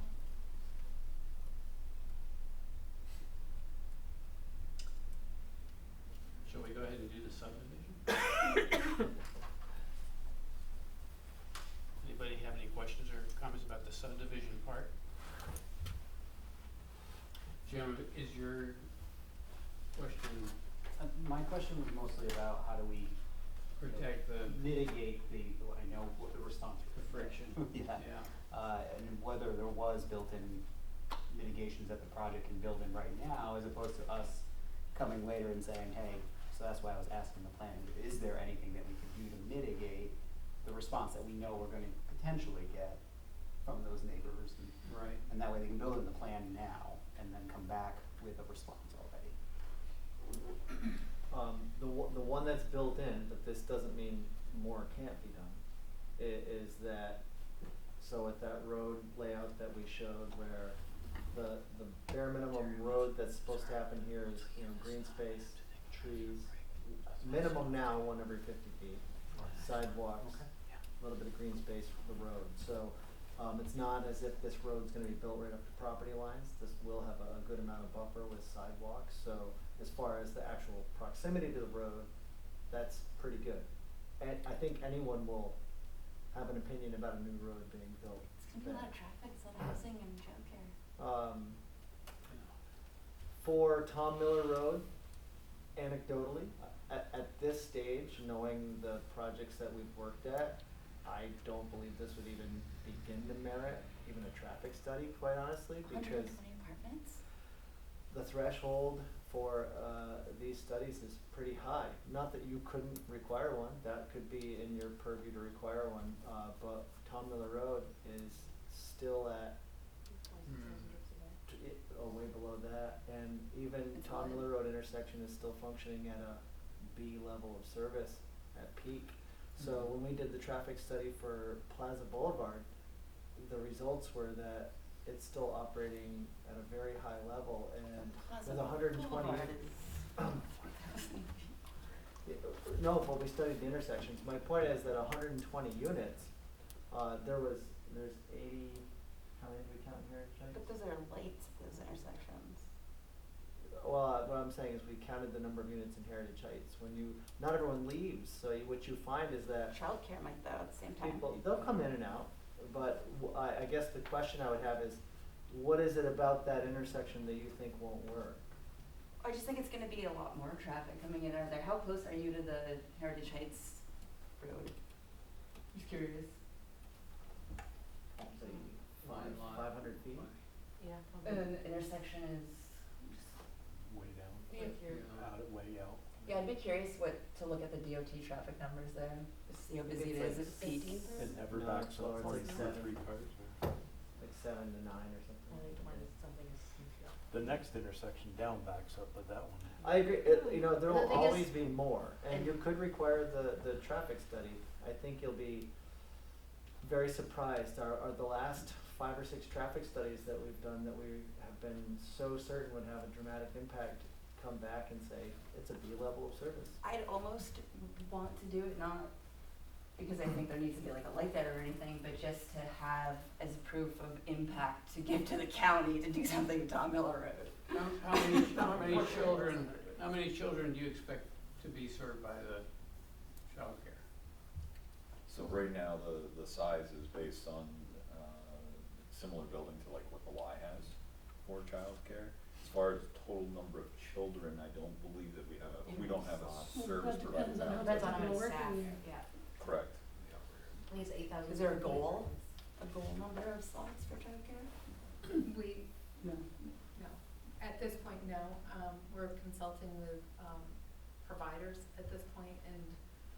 they'll be part of the planning. We haven't gotten that far. Thank you. The other thing that I would encourage us to work with a little bit as we look at it is, right now it's easy to look at those 4, 5, 6 buildings as big buildings of apartments. But functionally, when it comes to traffic and impact, given the market, it really is actually more similar to the neighborhood next to it than to Sure. other neighborhoods that might be considering, because what we actually, I would encourage you to think about a bunch of impacts we haven't even talked about. School bus access, we've identified in our review that we should have a conversation with the school should be identified, because is there gonna be 11 kids coming from this facility or 24 new kids? Like, there's other impacts that I think are actually maybe more of significance than how many For sure. vehicle trips might take a right-hand turn out of that.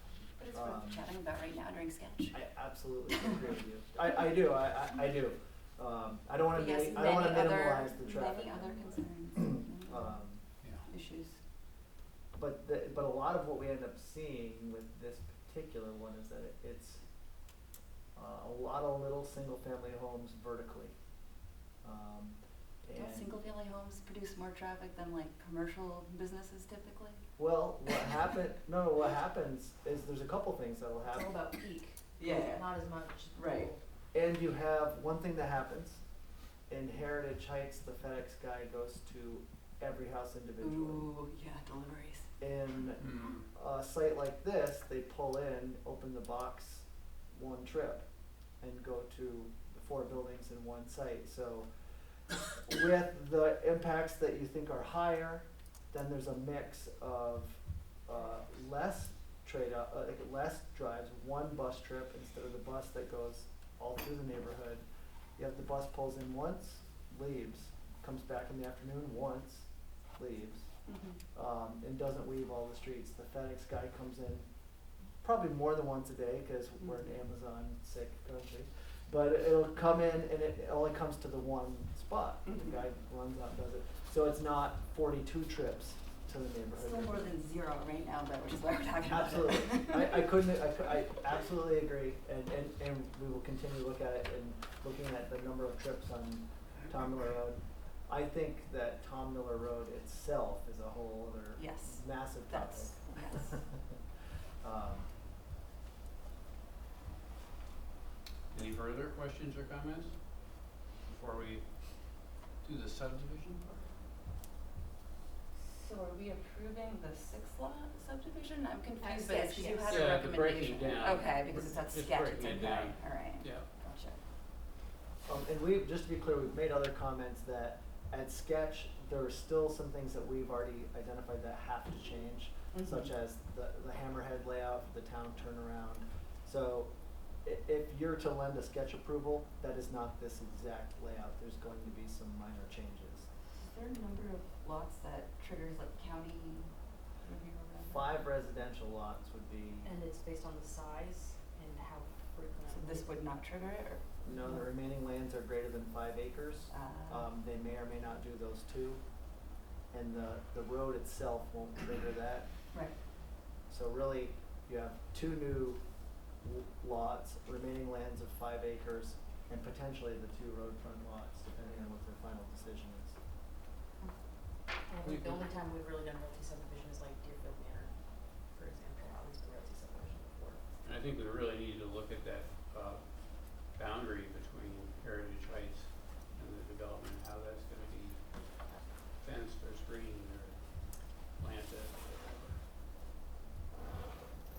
Assuming it's safe here. Currently, you cannot see I was gonna say, into what's there Heritage Heights now? at all. Is it wooded? It is wooded. Yeah.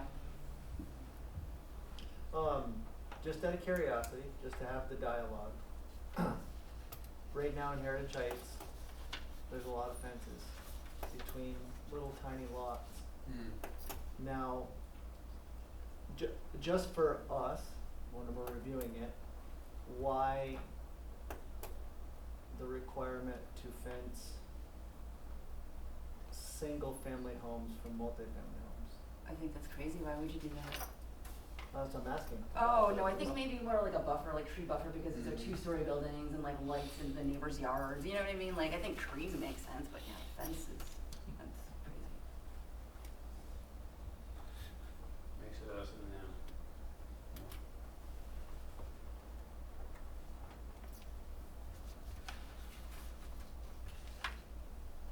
I'm looking for a motion to accept resolution 25-49 if we're ready to do that, which is for the subdivision. So moved. Thank you. Is there a second? Second. Thank you.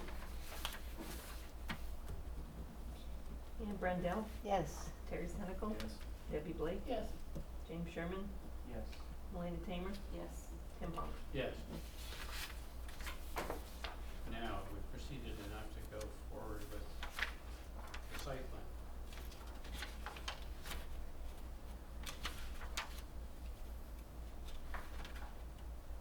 Wayne, are you finished? Okay, yeah. Okay. Anyone else have anything to say about the site plan? No? I think we're at sketch. All right, so I'm now looking for a motion 25-50 for the sketch plan. So moved. Second. Thank you. Real quickly, do we have to note the change in resolution for the seeker coordinated review? Does that have to I be? think it's just the notes, right? Yeah, it'd be in the discussion, so it should. Yeah, if, So well, the long form thing will automatically to be get clear, let's capture it. We're gonna do a, they did submit the long form, so we will change the That's just the draft resolution to say Mistake, that. yeah. We will also change it to say a coordinated review, even though it's unlisted. Okay. And we will coordinate at a minimum with HCR, who's the funding agent.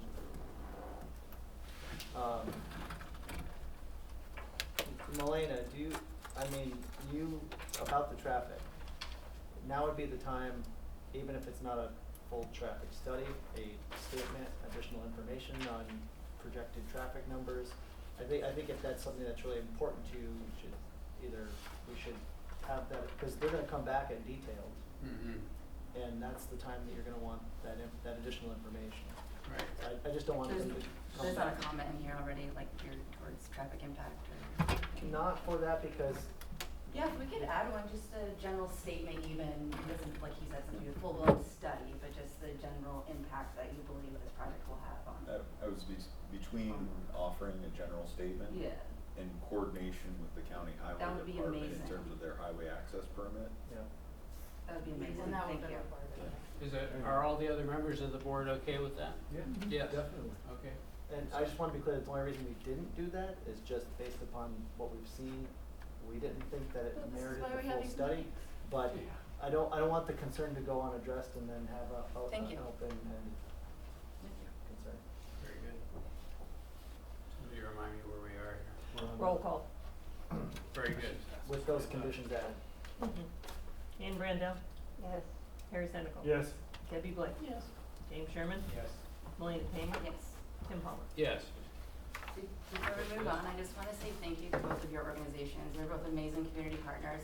And thanks to the town, they got together at your housing symposium, that's amazing. And this old man has to take a break. Terry will carry on. I Want to apologize. say to ask something one about more- that, Karen? Yeah. What's up, you have to One more officially take question. an action or Sure. something? Okay. Trevor, one more question. Is all of the coordination in regards to sewer extension and connection handled through your department Primarily with? Scott and Trevor. Yes. I just wanna make sure, do I need a, Snide comment. any No, kind of? we've, long as I won't break ground next 12 months, you're good. Aaron's making wise cracks, but really the way this has worked is, it's kind of like the rumble on the rugby field, quite honestly. We all have to like push together because there's a lot of partners and a lot of information that needs to be brought. But the city and the DEC truly have the final say, and that two major components happen. We verify through an engineering report the contribution. The city then gets the opportunity to say, yes, we can or cannot accept that, and then the DEC has to verify those calculations to prove that they can and that they agree. And sometimes there's some back and forth where the DEC says, you didn't show us the right slope, or we don't know if you've proved that to us. And there's some back and forth, and then so far in that corridor, we've had, good results where if we show the calculations, and that's not where the CSO issues are, and that happens to be a better corridor, then we can get our approval. Okay. But it is don't stop calling, let's keep coordinating, let's make sure each person is aware. Okay. Thank Thank you. Before we move on to the next thing, and I apologize, Matt Laponis from Delaware River Solar attorney. I heard from Molly Messenger, who I'm sure you've met before, that we need some sort of just written situation to evidence the approvals that we got tonight for NYSERDA.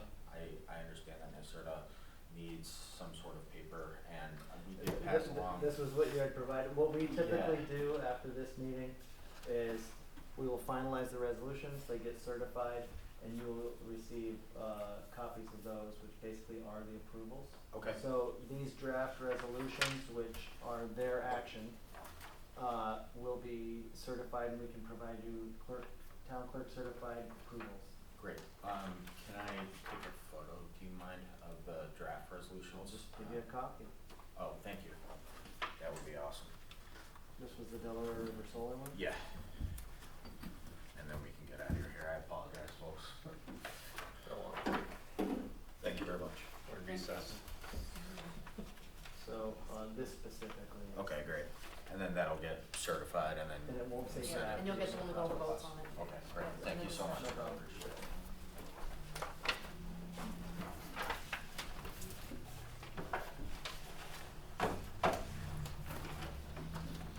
Thank you very much. Have a Good night. night.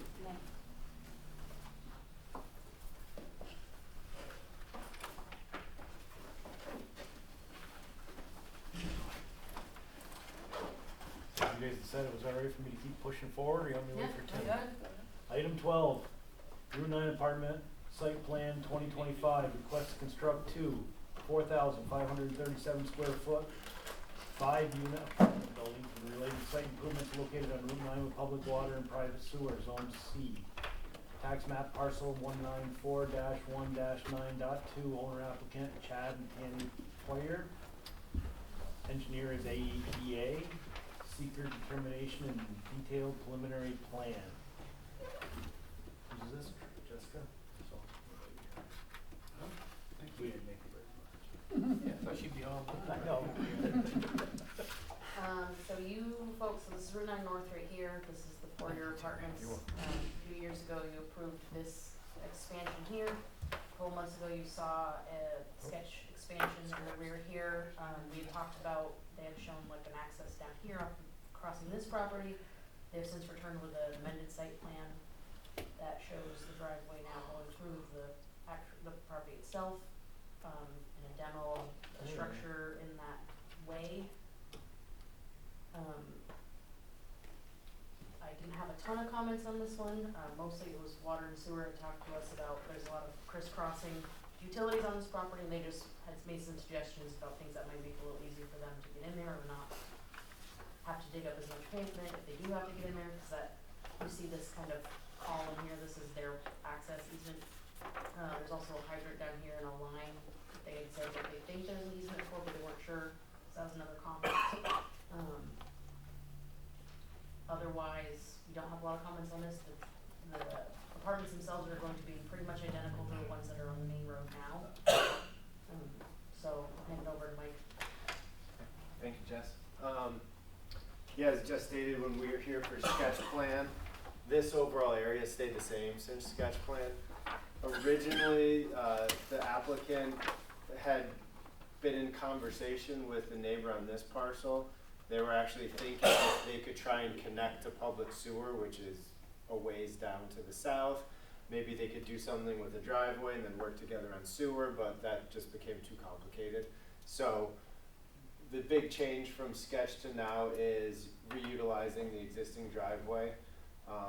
It's roughly 12 feet wide, serving an original apartment building, the apartment building that was built more recently, and then the single-family home.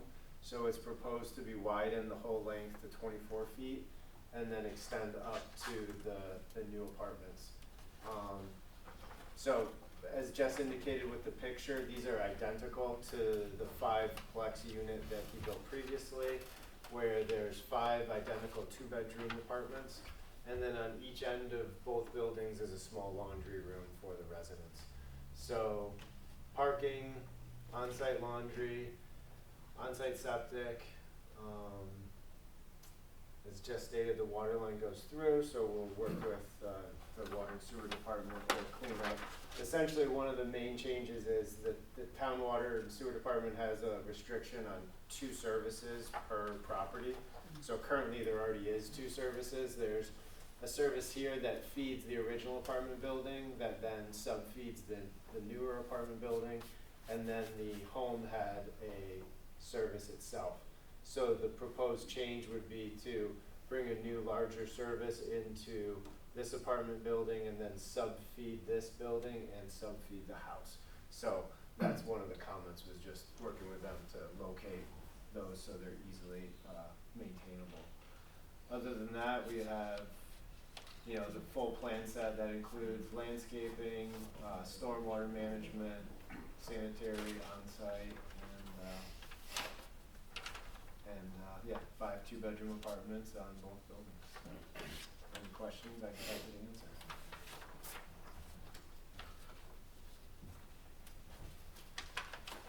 This just dawned to me. I don't know if water and sewer made the comment, but usually they require the sleeve over the water, the sewers. In that case, you'd be going under the water main with the leach field? No, it'd be over. So they may require a sleeve on that too, usually. Yeah, we can coordinate with them.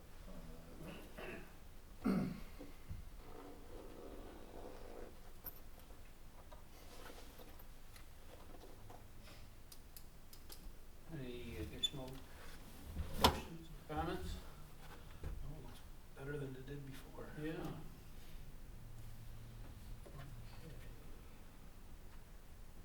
So, public hearing is required. I'm guessing none of you are here to speak to this. So we'll open and close the public hearing. Seeker, any comments on the seeker? Project completed part 1, and you completed part 2 and 3, and did not identify any significant environmental concerns.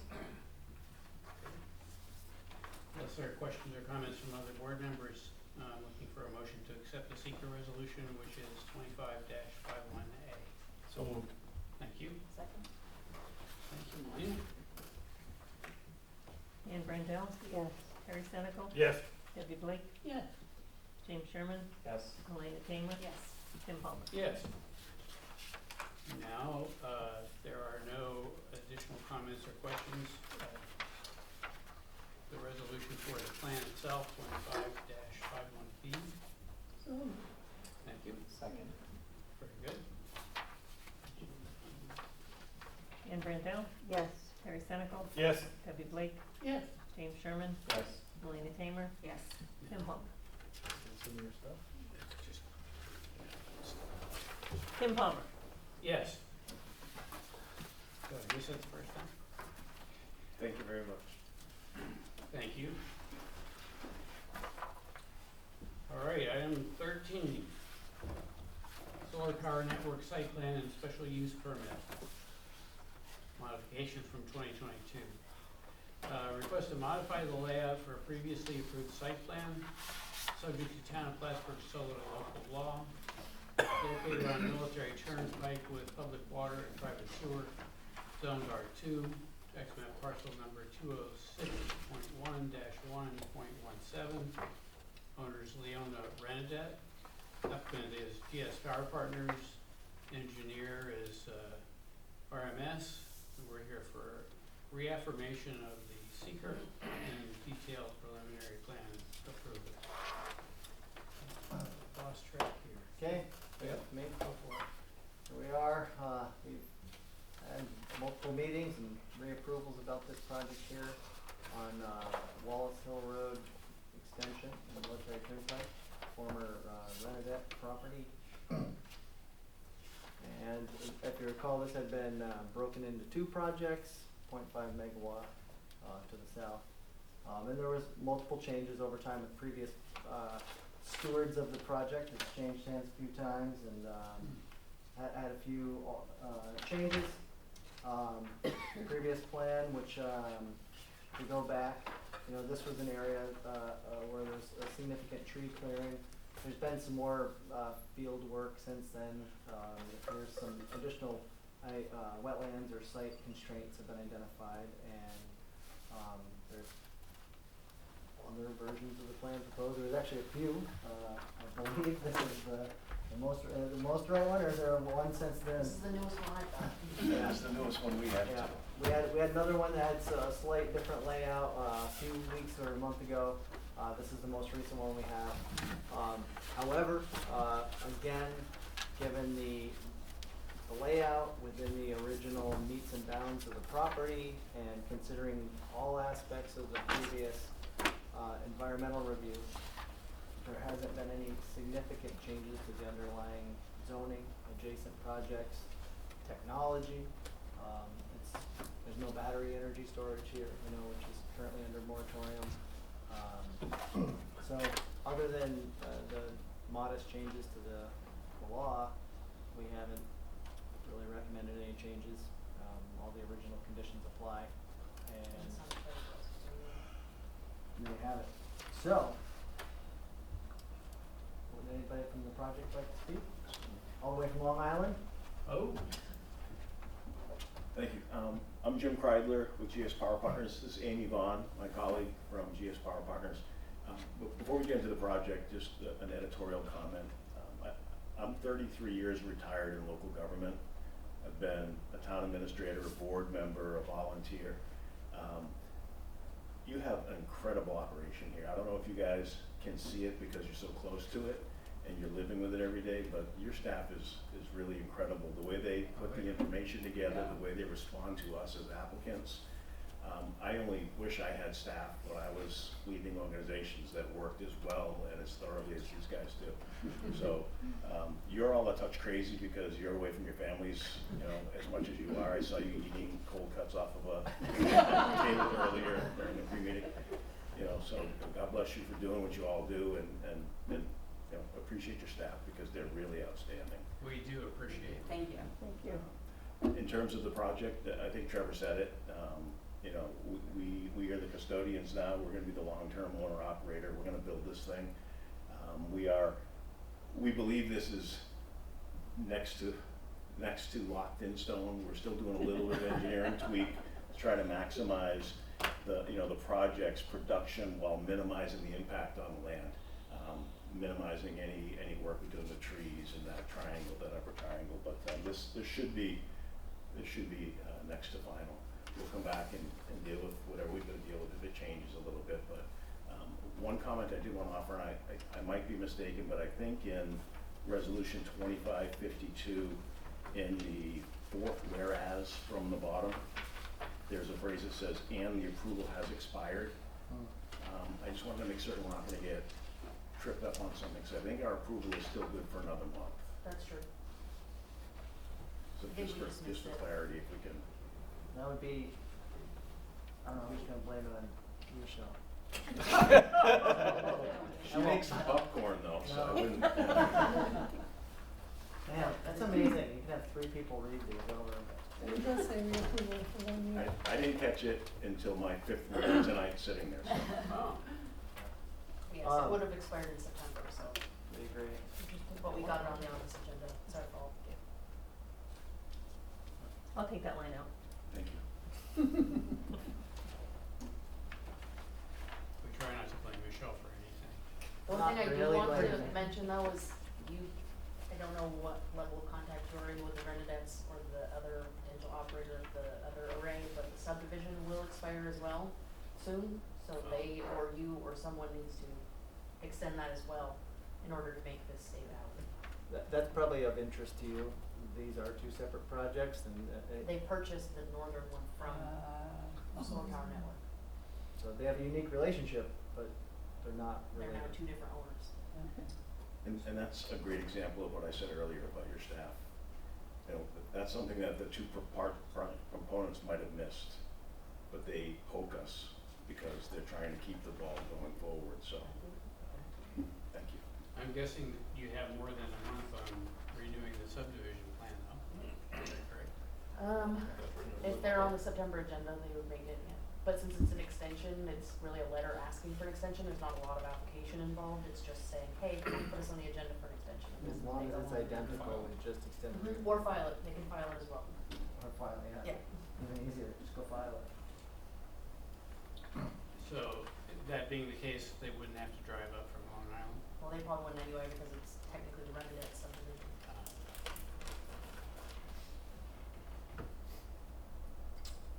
Any other questions of? Out of curiosity, why did you decide not to build in the wetland, since you could?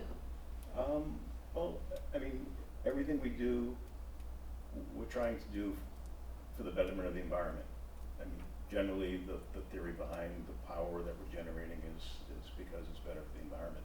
So it just seems counterintuitive to go in and destroy areas of untouched forest for the betterment of, you know, our project. So if we can maintain our 5 megawatt project and do so with minimizing impacts on the land, then we're going to try to engineer to do that. That way you've got vegetation sequestering carbon. Exactly. Exactly. Yeah. Good for you. Questions? Comments? This is all bundled into one resolution. And it's 1552? Is that 2552. Yeah, okay, it says 15 here. I'm sure that's not your fault, Michelle. Oh, it's Not at on, all. under your summary, it says 15? Motion to accept resolution. Oh, it's on the chairman's summary. Yeah, it's a typo. I was Buffalo glad. That's the most reasonable explanation. So, anyway, motion 2552. So moved. Thank you, Second. thank you. I'm sorry, wait a second. 2552, I moved it, and And James seconded. Second.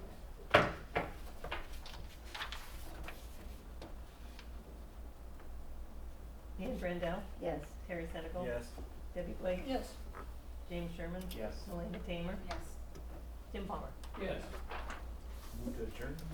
Well, we No, actually we have. have more. We have, yeah, but Uno mas. we have a bonus. Mine doesn't have 14 on it. Thank you all. Thank you. Yes, thank you much. There's item So, 14. do you like to be quoted or is this? Do you like to be quoted or is this? Should I read this? You can read it, I can wing it and explain why we're here. Okay.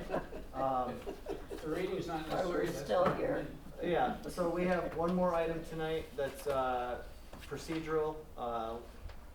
In June, we had the public hearing for UMS, their 750,000 square foot plus warehouse facility. You had the public hearing on the draft environmental impact statement. At that meeting, we collected the public comment. You had a extended public comment period open until the 29th. And then we also received comments from the DEC. Staff drafted comments, and those were all provided to the applicant. They're required to respond to those and either provide an addendum to the draft environmental impact statement or edited product. There is a 45-day window in the statute for us to make a determination.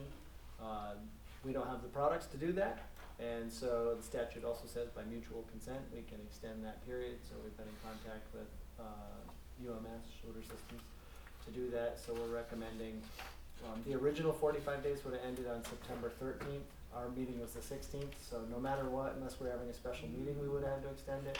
We're recommending the October meeting of the 21st, because we still don't know when we'll get them, and I kind of explained the project. Yeah, but if you get them to us 3 days before the next meeting, that's still not enough, you know, so, why don't we go to October? But if we get them next Monday, maybe we can do it on September 16th, but we just want to have an abundance of caution, and they agreed, so that's what we're doing, keeping the review period open to allow them to get us the required materials.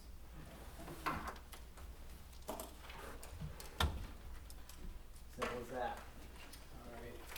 So you have that draft resolution before you that basically extends that review period.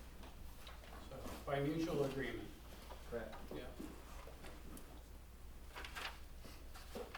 Questions, comments, members of the board? Hearing none.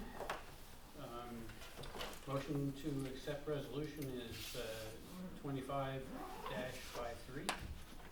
So moved. Thank you, Jim. Debbie? Ian Brandell. Yes. Harry Seneca. Yep. Debbie Blake. Yes. James Sherman. Yes. Elaine Tamer. Yes. Tim Palmer. Yes. Okay, so you ready to move? That was already. You don't want to stay here longer?